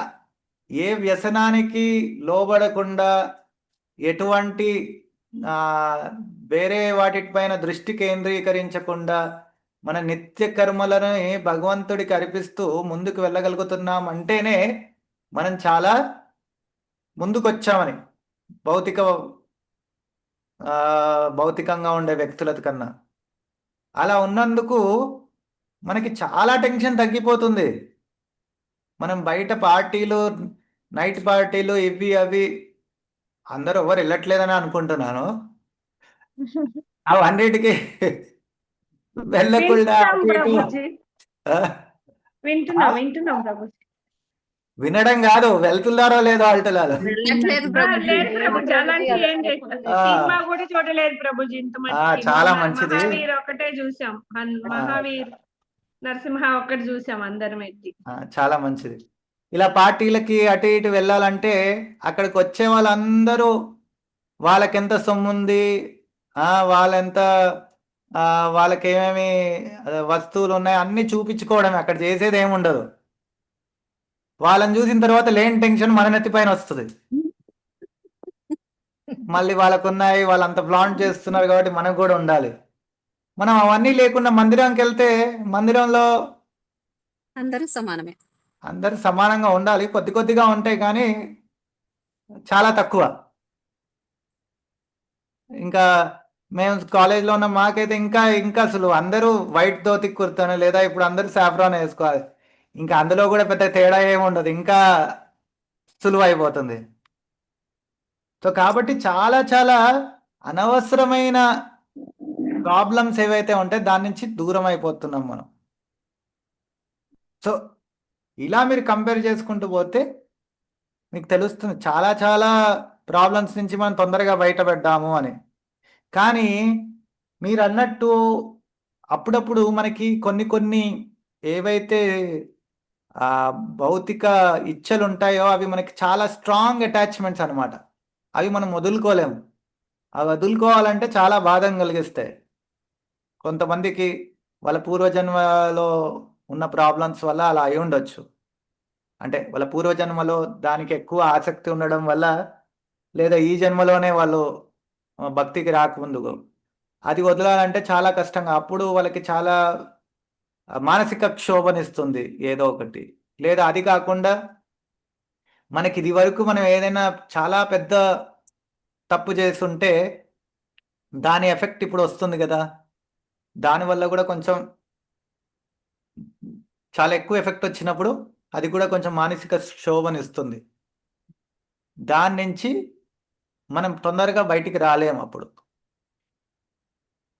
కానీ మనకి ఒకటి గుర్తుపెట్టుకోవాల్సింది ఏంటంటే మనకి ఇంకే ఆశ్రయం లేదు. భక్తినే ఇంకా తీవ్రంగా చేస్తే దాని నుంచి తొందరగా బయటపడతాం. అది వదిలేసి మనం వేరే దాన్ని ఏదైనా ఆశ్రయం తీసుకున్నాం అనుకోండి, ఇంకా అది ఒక్క ప్రాబ్లం పోయి 100 ప్రాబ్లంలు వస్తాయి మన జీవితంలో. దౌర్భాగ్యం ఏంటంటే ఏదైనా ప్రాబ్లం ఉంటే మనము సరే అని డాక్టర్ దగ్గర పోతే వాళ్ళందరూ భౌతికవాదులు కదా ఎక్కువ మంది. వాళ్ళు ఎప్పుడు మొట్టమొదట వాళ్ళు చెప్పారు మీరు పొద్దున్న లేచి భక్తి చేస్తారు కాబట్టే ప్రాబ్లం వస్తుందని. ఎక్కువ సైకాలజిస్టులు వీళ్ళు వాళ్ళు భౌతికవాదుల దగ్గరికి వెళ్తే వాళ్ళు అలాగే చెప్తారు. అది వినేసి కొంతమంది భక్తిని వదిలేస్తారు. సరే ఆ ఒక్క ప్రాబ్లంకి వాళ్ళు ఏదో సొల్యూషన్ ఇచ్చాము, 100 ప్రాబ్లం వచ్చి నెత్తి మీద పడతాయి తర్వాత. ఇప్పుడిప్పుడు చాలా మంది డాక్టర్లు అందరూ కూడా అంటున్నారు, మధ్యలో ముందు అనేవాళ్ళు కానీ ఇప్పుడు చాలా ఎక్కువ పెరిగింది. లైఫ్ స్టైల్ ఉంటే, లైఫ్ స్టైల్ మీకు కరెక్ట్గా ఉంటే మీకు ఏ వ్యాధి రాదు అని. ఇప్పుడు చాలా ఎక్కువ పెరిగిపోయింది కదా అందరూ. ఇంటర్మీడియట్ ఫాస్టింగ్ అని, రాత్రి ఎక్కువ తినకండి, పొద్దున్న తొందరగా లేగండి ఇవని. అది బయట ఉన్న వాళ్ళకి ఎంత పొద్దున్న లేద్దాం అనుకున్నా వాళ్ళు లేసేది 10-11 గంటలకు లేస్తారు. అది ఒక్కసారి భక్తిలోకి వచ్చినప్పుడు ఒక వారం రోజుల్లోనే అందరూ పొద్దున్న 4:30కి 5 గంటలకు లేచేసి మందిరంకి వెళ్ళాలి, ఒక ప్రోగ్రాం ఉంది, ఎంత సునాయాసంగా మనం ఇవన్నీ చేసేస్తాము. సగానికి సగం భౌతికంగా మనకి బాడీలీ ప్రాబ్లమ్స్ వెళ్ళిపోతాయి, మానసిక క్షోభలు వెళ్ళిపోతాయి. అలా చాలా మనం అలా లెక్కేసుకుంటూ వెళ్తే చాలా చాలా అతి తొందరలో భక్తిలోకి రాగానే వెళ్ళిపోతాయి. అంటే మనం ఇలా విశ్లేషించి చూడాలి, లేకపోతే మనకు అర్థం కాదు ఇలాంటి విషయాలు.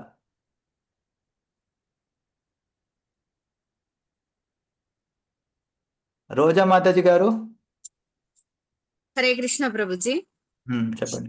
ప్రభుజీ మనము అంటే దీక్ష గురించి మాట్లాడుకున్నప్పుడు వ్యక్తిగతము అన్నారు కదా, అలాగే ఇప్పుడు మనము ఇక్కడ మాట్లాడుకున్నట్టు భక్తి అనేది కూడా వ్యక్తిగతమేనా ప్రభుజీ, లేకపోతే మన కుటుంబం కోసం మనం భక్తి చెయ్యొచ్చా, అంటే మన కుటుంబ సభ్యుల కోసం?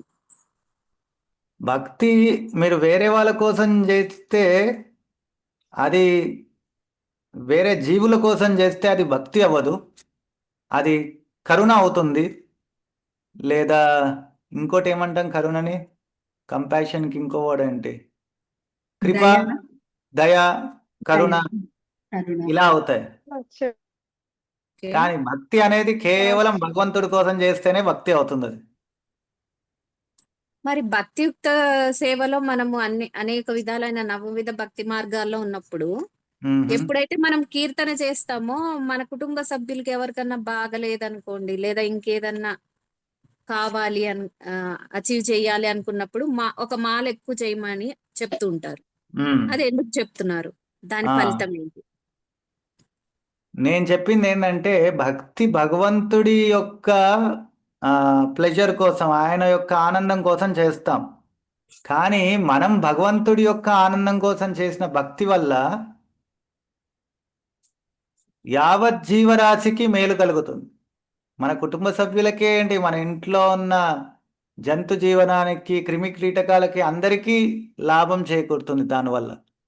ప్రభుపాదుల వారు మనకి చెప్పారు, మొదట్లో మందిరం లేనప్పుడు ప్రభుపాదుల వారి అంతర్జాతీయ కృష్ణ భావనామృత సంఘాన్ని మొదలుపెట్టిందే ఒక చెట్టు కింద కూర్చొని కీర్తన చేసి.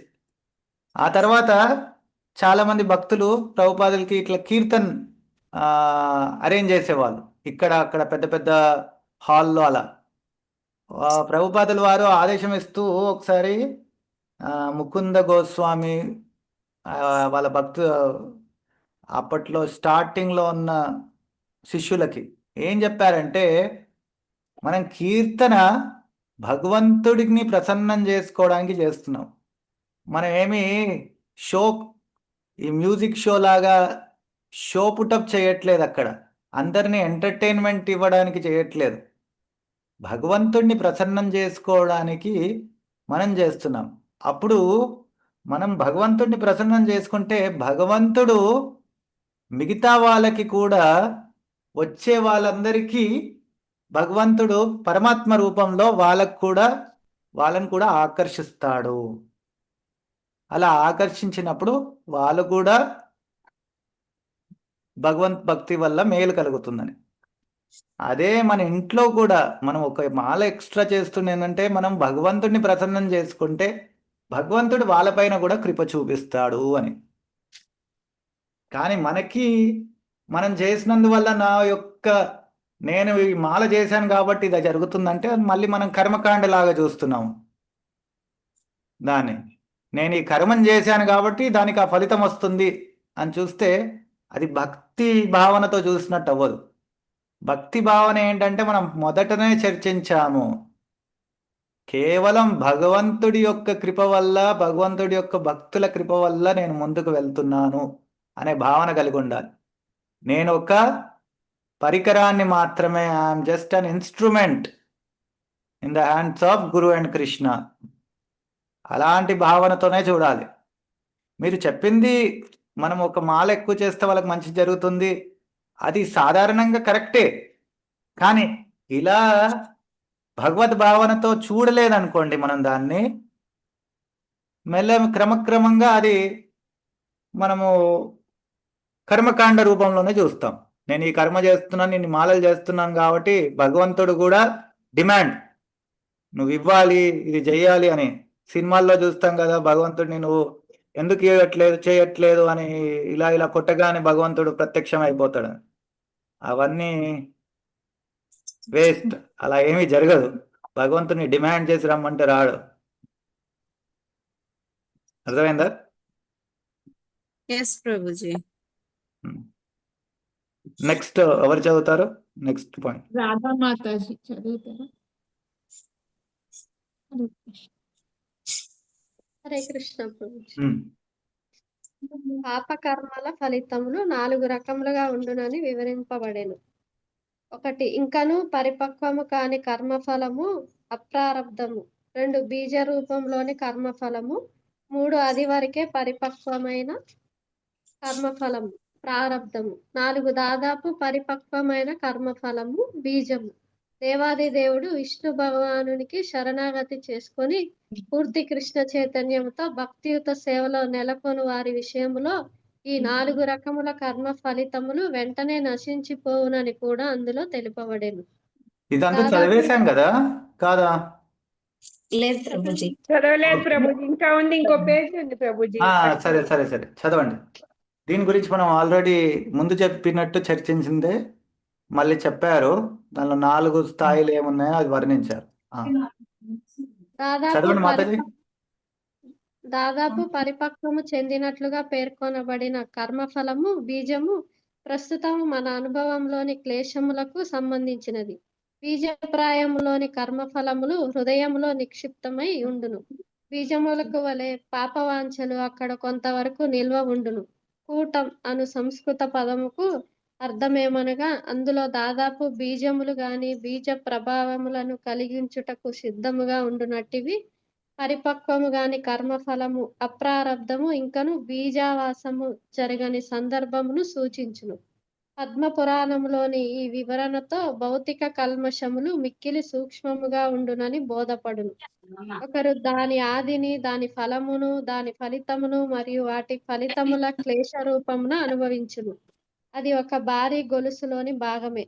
ఒక వ్యక్తికి ఏదైనాను జబ్బు చేసినచో ఆ జబ్బుకు కారణమును, అది ఎక్కడ మొదలయ్యేనో మరియు ఎట్లు పరిపక్వమగునో తెలుసుకొనుట ఎంతో కష్టము. ఒక వ్యాధి ఒక్కసారిగా బయటపడదు. అది బయటపడుటకు కొంత సమయం పట్టును. వైద్య రంగంలో ముందు జాగ్రత్త చర్యగా వ్యాధిని నిరోధించుటకు వైద్యులు టీకా మందును ఇచ్చినట్లుగా మన పాపకర్మలకు సంబంధించిన ఫల బీజములు అంకురింపకుండా నిరోధించుటకు కృష్ణ చైతన్యంలో నెలకొనవలెను.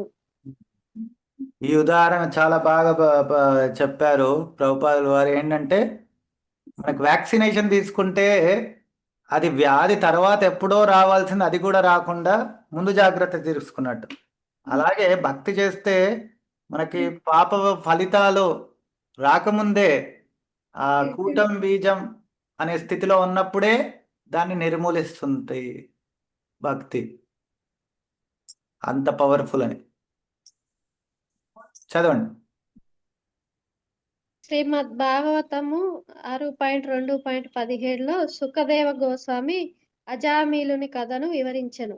అజామిలుడు ఒక సద్బ్రాహ్మణుడుగా జీవితమును ఆరంభించెను. కానీ యవ్వనములో ఒక వేశ్య చేత పూర్తిగా భ్రష్టుడయ్యెను. అతడు తన పాప జీవితపు చివరన పాపాత్ముడైనను నారాయణ కృష్ణ అని పిలువగానే అతడు రక్షింపబడెను. పాపకర్మల నుండి బయటపడుటకు తపో దాన కర్మకాండలు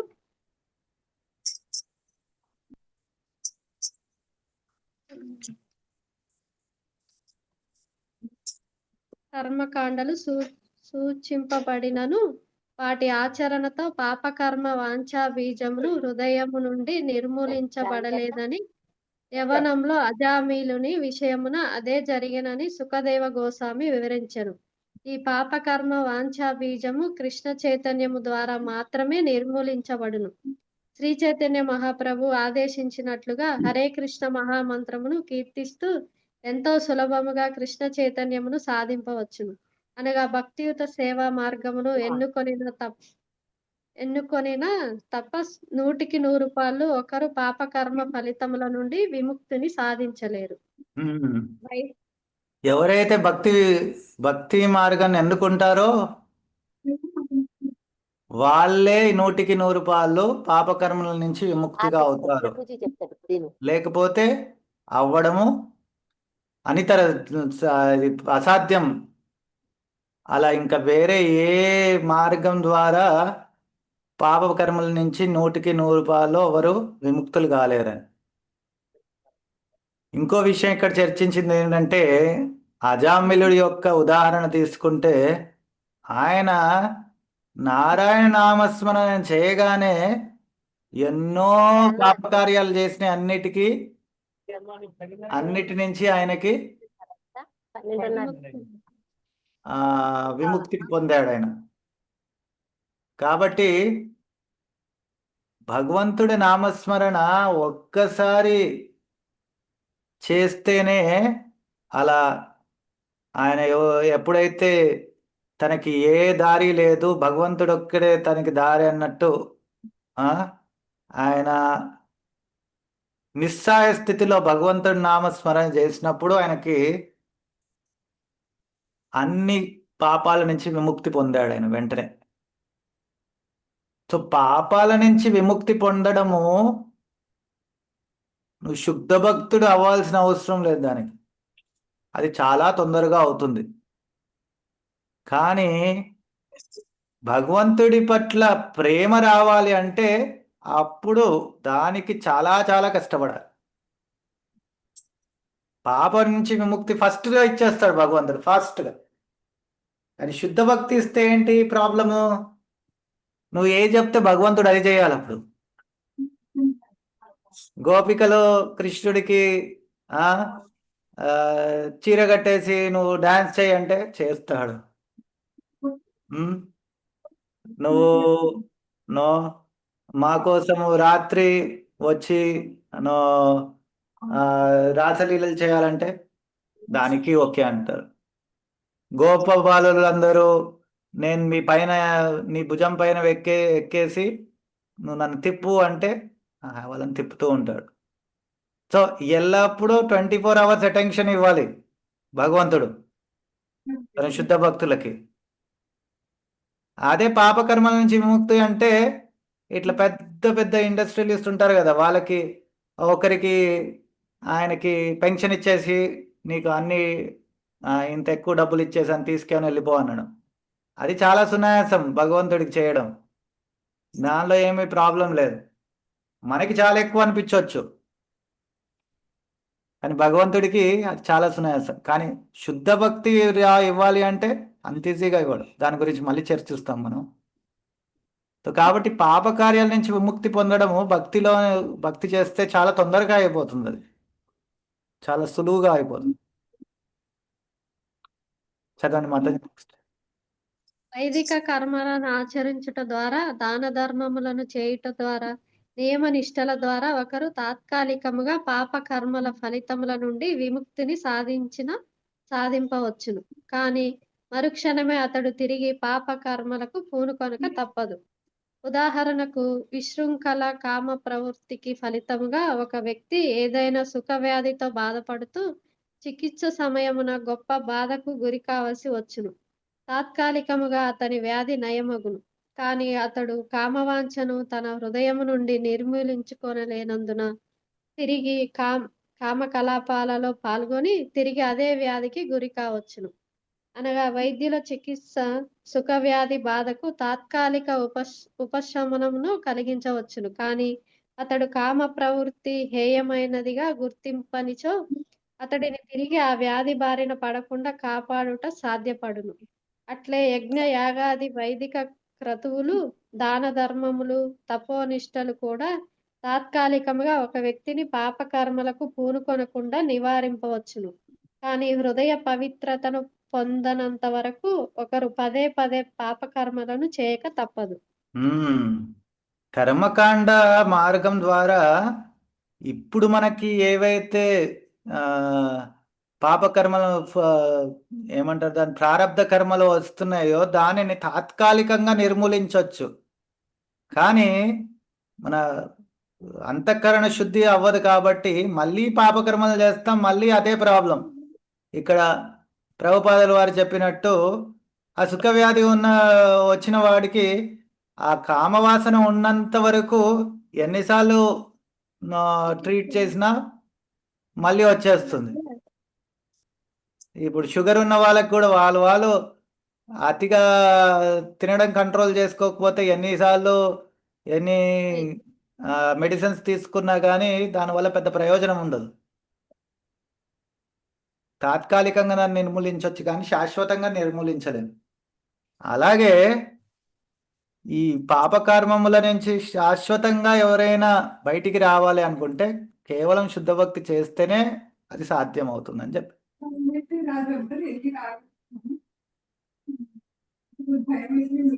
చదవండి మాతాజీ. నెక్స్ట్ శ్రీమద్ భాగవతము 6.1.10లో ఒక ఏనుగుకు సంబంధించిన ప్రాయశ్చిత్త మతోపార్థం మన్యే కుంజర శౌచవత్ ఉదాహరణ ఇవ్వబడెను. ఏనుగు సరస్సులోకి దిగి ఎంతో శ్రద్ధగా తన శరీరము పూర్తిగా శుభ్రమయ్యేలా స్నానము చేయును. కానీ అది తీరముకు వచ్చినంతనే తిరిగి తొండముతో ధూళిని తీసుకొని తన శరీరం అంతటా వెదజల్లుకొనును. అట్లే కృష్ణ చైతన్య మార్గమును సుశిక్షితుడు కాని వ్యక్తి పాపకార్యముల పట్ల ఆసక్తి నుండి పూర్తిగా విముక్తిని సాధింపలేడు. యోగాభ్యాసము గాని తర్కము గాని కామ్యకర్మలు గాని ఒకరిని పాపకర్మల బీజముల నుండి కాపాడలేవు. కేవలం భక్తియుత సేవా మార్గమును అనుసరించుట ద్వారానే అది సాధ్యపడును. శ్రీమద్ ఇక్కడ చెప్పింది ఏంటంటే మన్యే కుంజర శౌచవత్. కుంజర శౌచవత్ అంటే కుంజరము ఏనుగు తన శరీరాన్ని ఎట్లా శుద్ధీకరణ చేసుకోవడానికి స్నానం చేయడానికి వెళ్తుందో అలాగే కర్మకాండ మార్గం కూడా స్నానం చేసినంతసేపు గంటలు అది స్నానం చేస్తుంది. తొండంతో నీళ్ళు పోసుకొని ఇది అది అటు తిరిగి ఇటు తిరిగి గంట సేపు స్నానం చేసి బయటికి వచ్చిన తర్వాత వెంటనే మళ్ళీ ధూళి అంతా తీసుకొని తన శరీరం పైన వేసుకుంటుంది. తను గంటల కొద్దీ చేసిన స్నానం విలువ ఏంటి? ఏమీ లేదు. అలాగే కర్మకాండ మార్గంలో ఈ తపస్య చేస్తాం, ఈ యజ్ఞం చేస్తాం, ఆ యజ్ఞం చేస్తాము, వీళ్ళకింత దాన ధర్మాలు చేస్తాం, అన్నీ చేస్తాము. అది అయిపోగానే ప్రాబ్లం అయిపోగానే మళ్ళీ వెంటనే అదే పాపకర్మలు చేయడానికి రెడీ అయిపోతారు. కాబట్టి దాన్ని కుంజర శౌచవత్ ఒక ఏనుగు యొక్క స్నానం చేయడంతో పోల్చారు దాన్ని. మాతాజీ చదవండి. శ్రీమద్ భాగవతము 4.22.39లో మరొక ప్రమాణము కలదు. సనత్ కుమారుడు ఇట్లు తెలిపెను. మహారాజా, మానవుని మిథ్యా అహంకారము ఎంత బలీయమైనదనగా అది ఒక బలమైన త్రాటితో బంధింపబడినట్లుగా భౌతిక జీవితముకు అతడిని బంధించి ఉంచును. భగవద్భక్తులు మాత్రమే కృష్ణ చైతన్యంలో నెలకొని ఆ త్రాటిని సులభముగా త్రెంచి వేసుకోగలరు. కృష్ణ చైతన్యము లోపించిన వ్యక్తులు మహాయోగులుగానో గొప్ప కర్మిష్ఠులుగానో మారుటకు ప్రయత్నిస్తూ భగవద్భక్తులకు వలె ప్రగతి సాధింపలేరు. కనుకనే అహంకారము అనే దృఢమైన బంధము నుండి భౌతిక కార్యకలాపముల నుండి విడుదల పొందుటకు కృష్ణ చైతన్య కార్యములలో నెలకొనుట ప్రతి ఒక్కరి కర్తవ్యము. ఉమ్. చదవండి ఇంకా లాస్ట్. ఈ మిథ్యాహంకారపు పీఠముడి అజ్ఞానము చేత ఏర్పడుడు.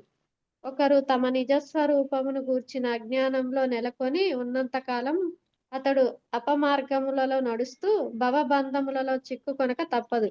నిజస్థితిని గూర్చిన ఈ అజ్ఞానమును కూడా కృష్ణ చైతన్యము తొలగింపగలదు. ఈ విషయమును పద్మపురాణము ఇట్లు నిర్ధారించి చెబుతుండెను. కృష్ణ చైతన్యముతో కూడిన శుద్ధ భక్తియుత సేవ అత్యున్నత స్థితికి చెందిన ఆత్మానుభూతి. అట్టి ఆత్మానుభూతి అడవిలో చెలరేగు దావానలము వంటిది. అశుభ వాంఛలనే సర్పములనన్నింటినీ అది దహించి వేయును.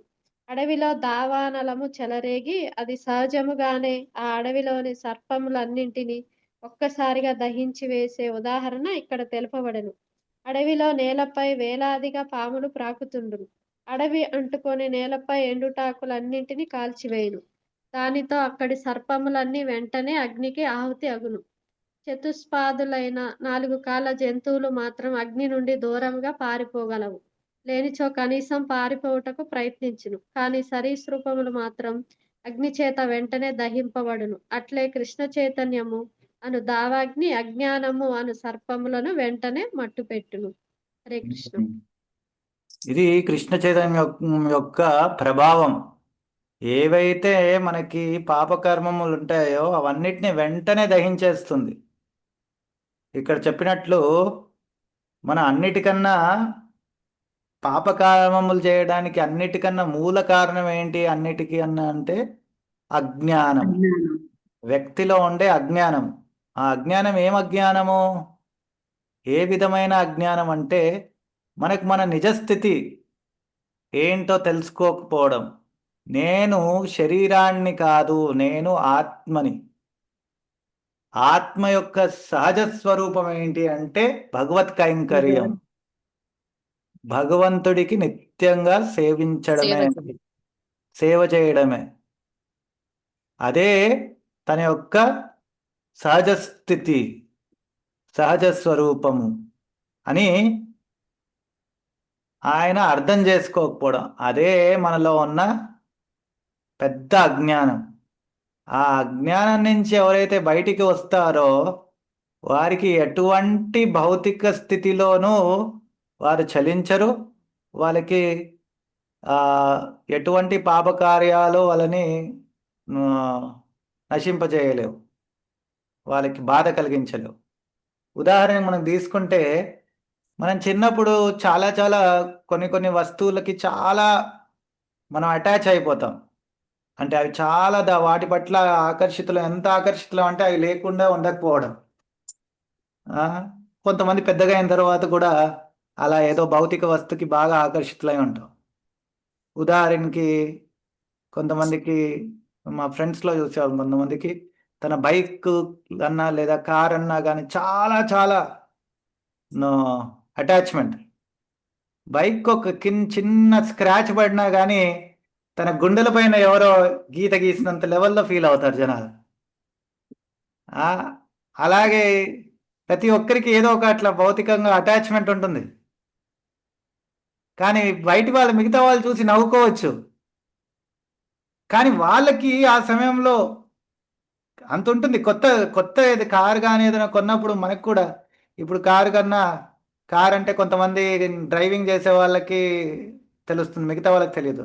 మీ దగ్గర iPhone 17 Plus ఏదో కొత్త మోడల్ ఉందనుకోండి, అది ఒక్కరోజు కాగానే మీరు తీసుకొచ్చిన దానికి ఒక స్క్రాచ్ పడింది అనుకోండి ఇలా, అప్పుడు ఎలా అనిపిస్తుంది? అది ఒక నెల కాగానే ఏం చేస్తాం, ఫస్ట్ దాన్ని వచ్చిన ఫస్ట్ వారం రోజులు చిన్న పిల్లల్ని ఎత్తుకున్నట్టు దాన్ని పట్టుకొని అతి జాగ్రత్తగా పెడతాం, ఎక్కడ పడితే అక్కడ, ఏం చేస్తే అక్కడ. నెల కాగానే మళ్ళీ దూరం నుంచి ఇసిరేయడం, ఇలా బెడ్ పైన ఇసిరేయడం కానీ. అంతేనా కాదా? అంతే ప్రభుజీ. సో ఏమవుతుంది అక్కడ స్టార్టింగ్ లో, దాని పట్ల మనకున్న ఆకర్షణ అట్లాంటిది. ఆకర్షణ ఎక్కడి నుంచి వస్తుంది? అజ్ఞానం వల్ల. దేహానికి మనకున్న ఆకర్షణ అలాంటిది. అన్నిటికన్నా, ఆ వస్తువులన్నిటికన్నా దేహంకి ఆకర్షణ ఎక్కువ. ఎందుకంటే దేహం ఎప్పుడు మనతోనే ఉంటుంది కదా. కాబట్టి ఈ దేహం పట్ల ఆకర్షణ ఉన్నంత కాలము దేహం 3 గుణాల్లో అనుభవించాల్సిన క్లేశాలు, 3 రకాల క్లేశాలు ఏంటి? భౌతిక క్లేశం. ఆధ్యాత్మిక, ఆధ్యాత్మిక, వెరీ గుడ్. భౌతిక. ఆది భౌతిక, ఆది దైవిక, ఆధ్యాత్మిక, ఈ 3 క్లేశాలను మన శరీరానికి, స్థూల శరీరానికి, సూక్ష్మ శరీరానికి సంబంధించినవి. అక్కడ ఆ క్లేశాలు వచ్చినప్పుడు ఆ గుణంలో సత్వగుణ, రజగుణ, తమగుణంలో ఏదైతే క్లేశాలు వస్తాయో అప్పుడు మనం కూడా బాధపడతాం. ఎప్పుడైతే ఆ భౌతిక దేహం పట్ల ఆకర్షణ ఉండదో అప్పుడు మనము చలించం. ఆకర్షణ లేనంత మాత్రాన దాన్ని పట్టించుకోకపోవడం కాదు. ఇప్పుడు మనం ఫోన్ని యూజ్ చేసినప్పుడు ఫోన్ పట్ల చాలా ఆకర్షణ ఉంటేనే జాగ్రత్తగా పెట్టుకుంటామా? ఆకర్షణ లేకుండా కూడా దాన్ని జాగ్రత్తగా పెట్టుకోవచ్చు కదా. అలాగే మన దేహాన్ని కూడా, దేహం పట్ల అత్యంత ఆకర్షణ లేకపోతే ఎలా దేహం మనం బతికేది అని అనుకోవచ్చు. అలా అవసరం లేదు. ఎలా అయితే ఫోన్ని కూడా మన ఆకర్షణ లేకుండా ఒక మన డ్యూటీ రూపంలో మనం దానికి ఇవ్వాల్సిన జాగ్రత్తలు ఇచ్చేసి దాన్ని సరిగ్గా పెట్టుకుంటాం, అలాగే దేహాన్ని కూడా పెట్టుకోవాలి. ఎందుకంటే భగవత్ సేవకి దేహం ఉపయోగపడుతుంది కాబట్టి.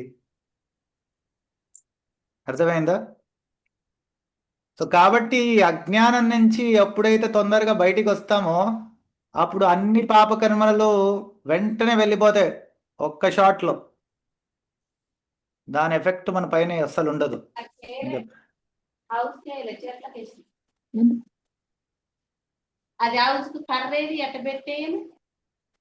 సరే, నెక్స్ట్ ఎవరు చదువుతారు?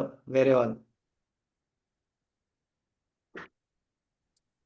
అలుగుల పద్మ.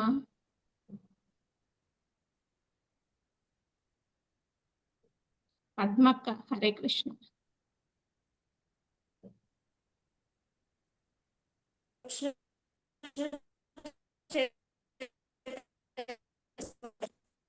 మాతాజీ మీ వాయిస్ క్లియర్ గా లేదు.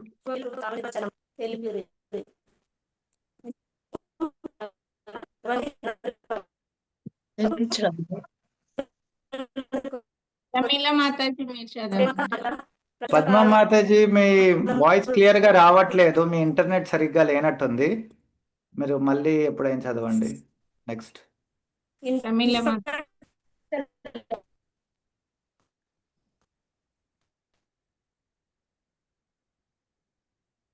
హరే కృష్ణ ప్రభు. చదవండి. కృష్ణ చైతన్యము సర్వ శుభప్రదము. శుభముకు శ్రీల రూపగోస్వామి నిర్వచనము తెలిపిరి. నిజమైన శుభము అనగా ప్రపంచంలోని జనులందరి కొరకు సంక్షేమ కార్యములను ఆచరించుట. ప్రస్తుత కాలంలో ఒక సంఘముకో, సమాజముకో, జాతికో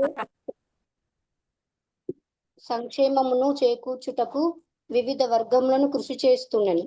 ఐక్యరాజ్య సమితి ద్వారా ప్రపంచం అంతటి సంక్షేమం కొరకు కూడా ప్రయత్నం చేయబడుతున్నది. కానీ సంకుచిత జాతీయ కార్యములోని లోపముల చేత అట్టి ప్రపంచ సంక్షేమ కార్యక్రమము ఆచరణలో సాధ్యపడుట లేదు. ఏమైనను కృష్ణ చైతన్యోద్యమము సమస్త మానవాళికి అత్యున్నత ప్రయోజనమును చేకూర్చగలదు. ప్రతి ఒక్కరూ ఈ ఉద్యమము వైపునకు ఆకర్షింపబడుదురు. ప్రతి ఒక్కరూ దీని నుండి లాభములను పొందవచ్చును. కనుకనే శ్రీల రూపగోస్వామి మరియు గొప్ప విద్వాంసులు ప్రపంచమంతటా భక్తియుక్త సేవ రూపమైన కృష్ణ చైతన్యోద్యమమును ప్రచారం చేయుటకు అత్యుత్తమ మానవ సంక్షేమ కార్యక్రమంగా అంగీకరించిరి. చదవండి. కృష్ణ చైతన్యోద్యమము ప్రపంచ జనులందరి దృష్టిని ఎట్లు ఆకర్షింపగలదో, కృష్ణ చైతన్యంలో ప్రతి వ్యక్తి కూడా ఎట్లు దివ్యానందమును అనుభవించగలడో పద్మపురాణం చెబుతుండెను. పూర్తి కృష్ణ చైతన్యముతో భక్తియుక్త సేవలో నెలకొను వ్యక్తి ప్రపంచమంతటికిని అత్యుత్తమ సేవలు అందించువానిగను, ప్రపంచంలో ప్రతి ఒక్కరిని ఆనందపరచువానిగను గుర్తింపవలెను. కేవలం మానవ సమాజమునకే కాకుండా వృక్షములకు, జంతువులకు కూడా అతడు ఆనందము చేకూర్చును. ఈ ఉద్యమము వృక్షములను, జంతువులను కూడా ఆకర్షించును. శ్రీ చైతన్య మహాప్రభు ఇందుకు ఒక ప్రత్యేక ఉదాహరణను తెలిపి మహాప్రభువు తన సంకీర్తనోద్యమమును వ్యాపించుట చేయుటకు అతడు మధ్యప్రదేశ్లోని జారికండ అడవుల గుండా ప్రయాణించిరి. అక్కడి పులులు, ఏనుగులు, లేళ్లు, ఇతర వన్యమృగములు కూడా తమ తమ పద్ధతులను నర్తిస్తూ హరే కృష్ణ మహామంత్రమును కీర్తిస్తూ సంకీర్తనలో పాల్గొనెను. ఇప్పుడు చూసాము ఈ 2 పారాగ్రాఫ్స్ లో మనము భగవద్ భక్తి ఏదైతే కృష్ణ సంకీర్తనము, కృష్ణ ఆందోళన ఏదైతే ఉందో దానివల్ల సకల జీవరాశులకి మేలు జరుగుతుంది. కాబట్టి దీనికి మించిన శుభప్రదమైన కార్యం ఇంకేదీ లేదు అని ప్రభుపాదుల వారు, రూపగోస్వామి వారు విశ్లేషించి చెప్తున్నారు. ఇక్కడ ఎలా అయితే చైతన్య మహాప్రభు ఆయన సంకీర్తనం చేసినప్పుడు ఇంకా క్రూర మృగాలు కూడా అరణ్యంలో అవి కూడా చైతన్యవంతమయ్యాయి అని. అట్లా అంత శక్తివంతమైనది భగవత్ నామస్మరణ, భగవత్ నామ కీర్తనము. మాతో చదవండి. ఇంకను కృష్ణ చైతన్యోద్యమంలో నెలకొని భక్తియుక్త సేవలో నెలకొనిన వ్యక్తిలో సాధారణంగా దేవతలలో కనిపించు లక్షణములన్నీ గోచరించును. శుకదేవ గోస్వామి శ్రీమద్ భాగవతము 5.1812లో ఇట్లు తెలిపెను. మహారాజా, శ్రీకృష్ణుని పట్ల దృఢమైన భక్తి విశ్వాసములను కలిగి ఎట్టి కపటత్వము లేనివారు దేవత లక్షణమును అన్నింటినీ పెంపొందించుకొనును. భక్తునిలోని ఉన్నత స్థితికి చెందిన కృష్ణ చైతన్యమును చూచి దేవతలు కూడా వారితో కలిసి జీవింపదలచుదురు. దానితో వారిలో దేవతా లక్షణములు అంకురించినని మనము గ్రహింపవలెను. ఇందుకు విరుద్ధముగా కృష్ణ చైతన్యం లోపించిన వ్యక్తిలో ఉత్తమ గుణ లక్షణములు గోచరింపవు. అతడు భౌతిక దృష్టిలో గొప్ప విద్యాధికుడు కావచ్చును, కానీ నిత్య జీవిత కార్యకలాపములలో అతడు జంతువుల కంటేనూ హీనముగా జీవించవచ్చును. భౌతిక దృష్టిలో ఒకరు గొప్ప విద్యాధికుడైనను అతడు మానసిక కల్పనను అధిగమించనిచో అతడు భౌతిక కార్యకలాపములలో నెలకొని అపవిత్రుడుగానే నిలిచి ఉండక తప్పదు. భౌతిక విద్యలను బోధించు విశ్వవిద్యాలయములలో చదివి విద్యాధికులైన వారెందరినో మనము ఆధునిక జగత్తులో చూస్తుందుము. కాని వారు కృష్ణ చైతన్యోద్యమము చేపట్టి ఉన్నత దేవత లక్షణములను సాధింపలేకపోవటను చూడవచ్చును. ఉదాహరణకు, కృష్ణ చైతన్యవంతుడైన యువకుడు విశ్వవిద్యాలయములలో చదివి విద్యాధికుడు కాకపోయినను అతడు వెంటనే అక్రమ సంభోగము, జూదము, మాంసభక్షణము, మాదక ద్రవ్య సేవనము విడవగలడు. కానీ కృష్ణ చైతన్యము లోపించిన వారు ఎంత విద్యాధికులైనప్పటికీ వారు త్రాగుబోతులుగాను, మాంసభక్షకులుగాను, పరమ వ్యభిచారులుగాను, జూదగాళ్ళుగాను తయారవుచుందురు.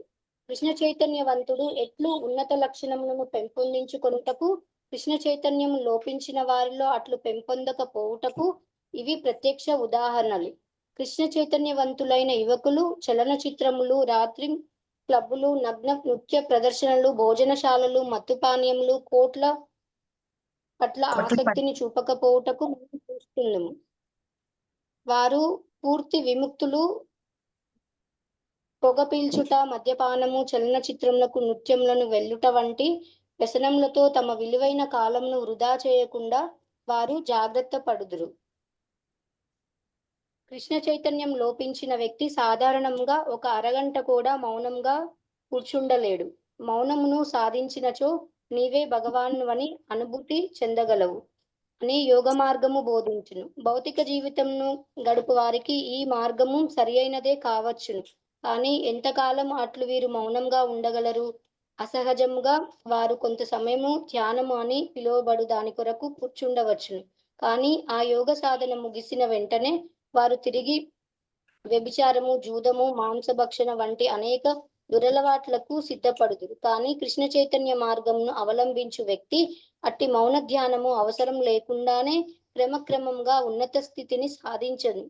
కేవలం కృష్ణ చైతన్య మార్గమును అవలంబించుట ద్వారా అతడు పైన తెలిపినట్టి నిరర్ధక కార్యములను త్యజించి సహజంగానే ఉత్తమ స్వభావమును అలవర్చుకొను.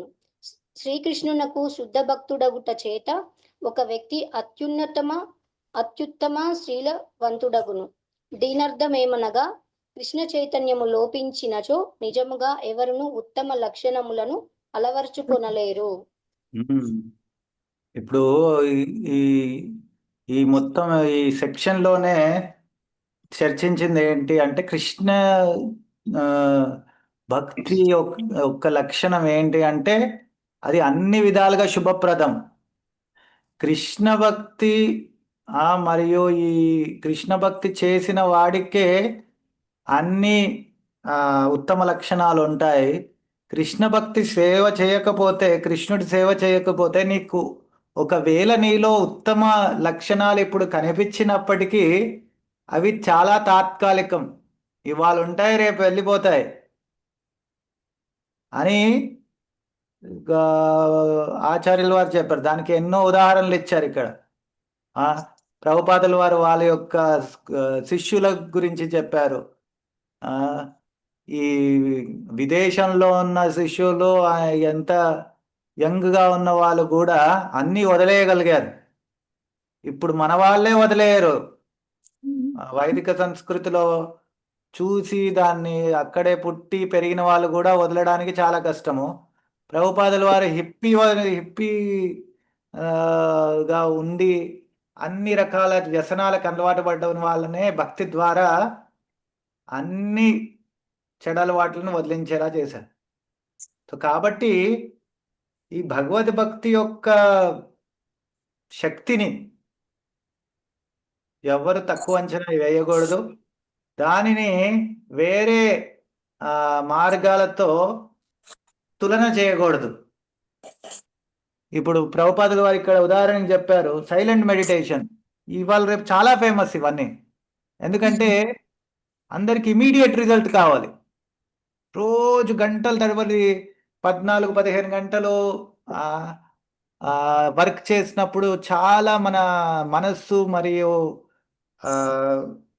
మన శరీరము అన్ని విధాలుగా చంచలత్వానికి గురవుతుంది. ఆ చంచలం నుంచి వెంటనే బయటపడాలంటే మనం ఏం చేస్తాము? అన్నీ వదిలేసి మొత్తం సైలెంట్గా కూర్చోవాలి. ఇలా ఇప్పుడు కొన్ని అకాడమీస్ ఉన్నాయి. వాళ్ళు మిమ్మల్ని ఫోర్స్ఫుల్గా గంటల తరబడి రోజుకి 12 గంటలలా మీరు ఎవరితో మాట్లాడొద్దు, సైగలు చేయకూడదు, ఫోన్ మాట్లాడొద్దు, ఫోన్ యూజ్ చేయకూడదు, జస్ట్ ఒక దగ్గర కూర్చొని ఉండాలి అంతే, ఏమి చేయకుండా. దానికి మళ్ళీ వాళ్ళు వేలకు వేలు మన దగ్గర నుంచే తీసుకుంటారు అలా చేయించినందుకు. ఏంటి దీనికి కూడా ఇన్ని డబ్బులా అనుకోవచ్చు. చాలా ఫేమస్ ఇప్పుడు అది, ఎక్స్పెషల్లీ సాఫ్ట్వేర్ ఉద్యోగుల మధ్యలో.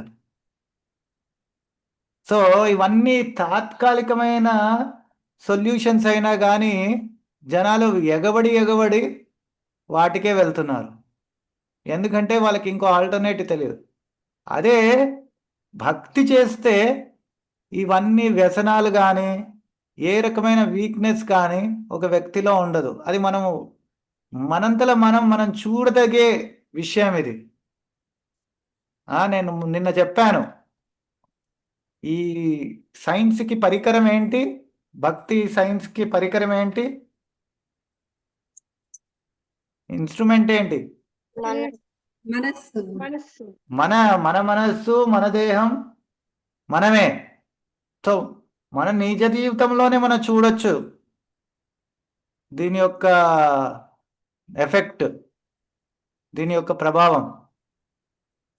వేరే వాళ్ళ గురించి అలా అడగాల్సిన అవసరం లేదు. ఇప్పుడు ప్రభుపాదుల వారు చెప్పినవి ఈ రెండిట్లో మనం మన జీవితంలోనే తేడాలు చూడొచ్చు. నేను అందుకే చెప్పాను, మొదటి రెండు మనం చాలా తొందరగా అనుభవించవచ్చు అని, దీని ఎఫెక్ట్, దీని ప్రభావాన్ని. కాబట్టి ఈ భక్తి యొక్క లక్షణం, శుద్ధ భక్తి యొక్క లక్షణాన్ని ఈ మొదటి రెండు ఏదైతే క్లేశాగ్ని, శుభద ఉందో, ఈ రెండు మనం ఇప్పుడు కూడా మన జీవితంలో మనం చూడొచ్చు. హరే కృష్ణ. ఇక ఆల్రెడీ ఒకటి అయిపోయింది, ఇవాళ ఇక్కడికే ఆపేద్దాము. జయమాతాజీ, రేపు తీసుకుందామా, రేపు లేదా?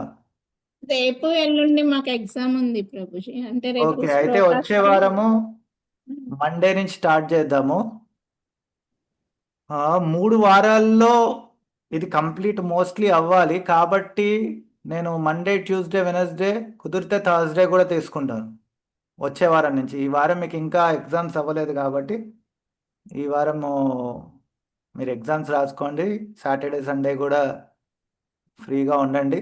మండే నుంచి మొదలు పెడదాము. మళ్ళీ పండగ వస్తుంది, దీపావళి. ఎప్పుడుంది పండగ?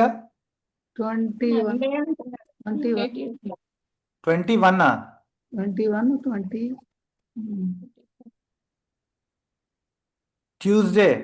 ట్యూస్డేనా 21? 2021 మండే, Monday, ట్యూస్డే. అయితే వెనస్డే, థర్స్డే, ఫ్రైడే పెట్టుకుందామా? ఓకే. ఆ? ఏమంటారు? ఇప్పుడు చెప్పండి. ఇప్పుడు చెప్పకుండా మళ్ళీ మెసేజ్లు పెట్టి లాభం లేదు. ఓకే ప్రభుజీ. అలాగే ప్రభుజీ. అలాగే. సరే. ఎందుకంటే నేను కూడా బయటికి వెళ్తున్నాను. ఫ్రైడే పెట్టుకుందాం ప్రభుజీ. పూజలు ఉంటాయి కదా ఉదయం 20, 21 అనుకో 22 నుంచి పెట్టు. అదే 22 వెనస్డే కదా 22. ఓకే ప్రభుజీ. 22కి 1 వీక్ ఉంది. మోస్ట్ ప్రాబుల్ 22కి నేను అదే రోజు నేను బృందావనం నుంచి రిటర్న్ అవుతున్నాను. కానీ నాకు ఫ్లైట్ రాత్రి ఉంది కాబట్టి మోస్ట్లీ ఉంటాను. లేకపోతే నేను మీకు చెప్తాను. ఓకే. ఒకవేళ 22 కుదరకపోతే థర్స్డే నుంచి నేను మళ్ళీ మాయాపూర్లోనే ఉంటాను. అప్పుడు ఏం ప్రాబ్లం లేదు. నేను చెప్తాను మీకు ఏదో. మోస్ట్లీ 22కి స్టార్ట్ చేద్దాము. ఒకవేళ 22కి స్టార్ట్ చేయకపోతే నేను చెప్తాను. సరేనా? ఓకే ప్రభుజీ. ఓకే ప్రభుజీ. హరే కృష్ణ. హరే కృష్ణ. హరే కృష్ణ ప్రభుజీ. జగద్గురు శిల ప్రభుపాదకి జై. శ్రీ రూప గోస్వామికి జై. సామృత్ సింధుకి జై. అనంత కోటి వైష్ణవ వృందకి జై. శ్రీలత చెప్పమ్మా. హరే హరే కృష్ణ ప్రభుజీ. హరే కృష్ణ ప్రభుజీ. హరే కృష్ణ ప్రభుజీ. ప్రణామం. హరే కృష్ణ ప్రభుజీ. హరే కృష్ణ.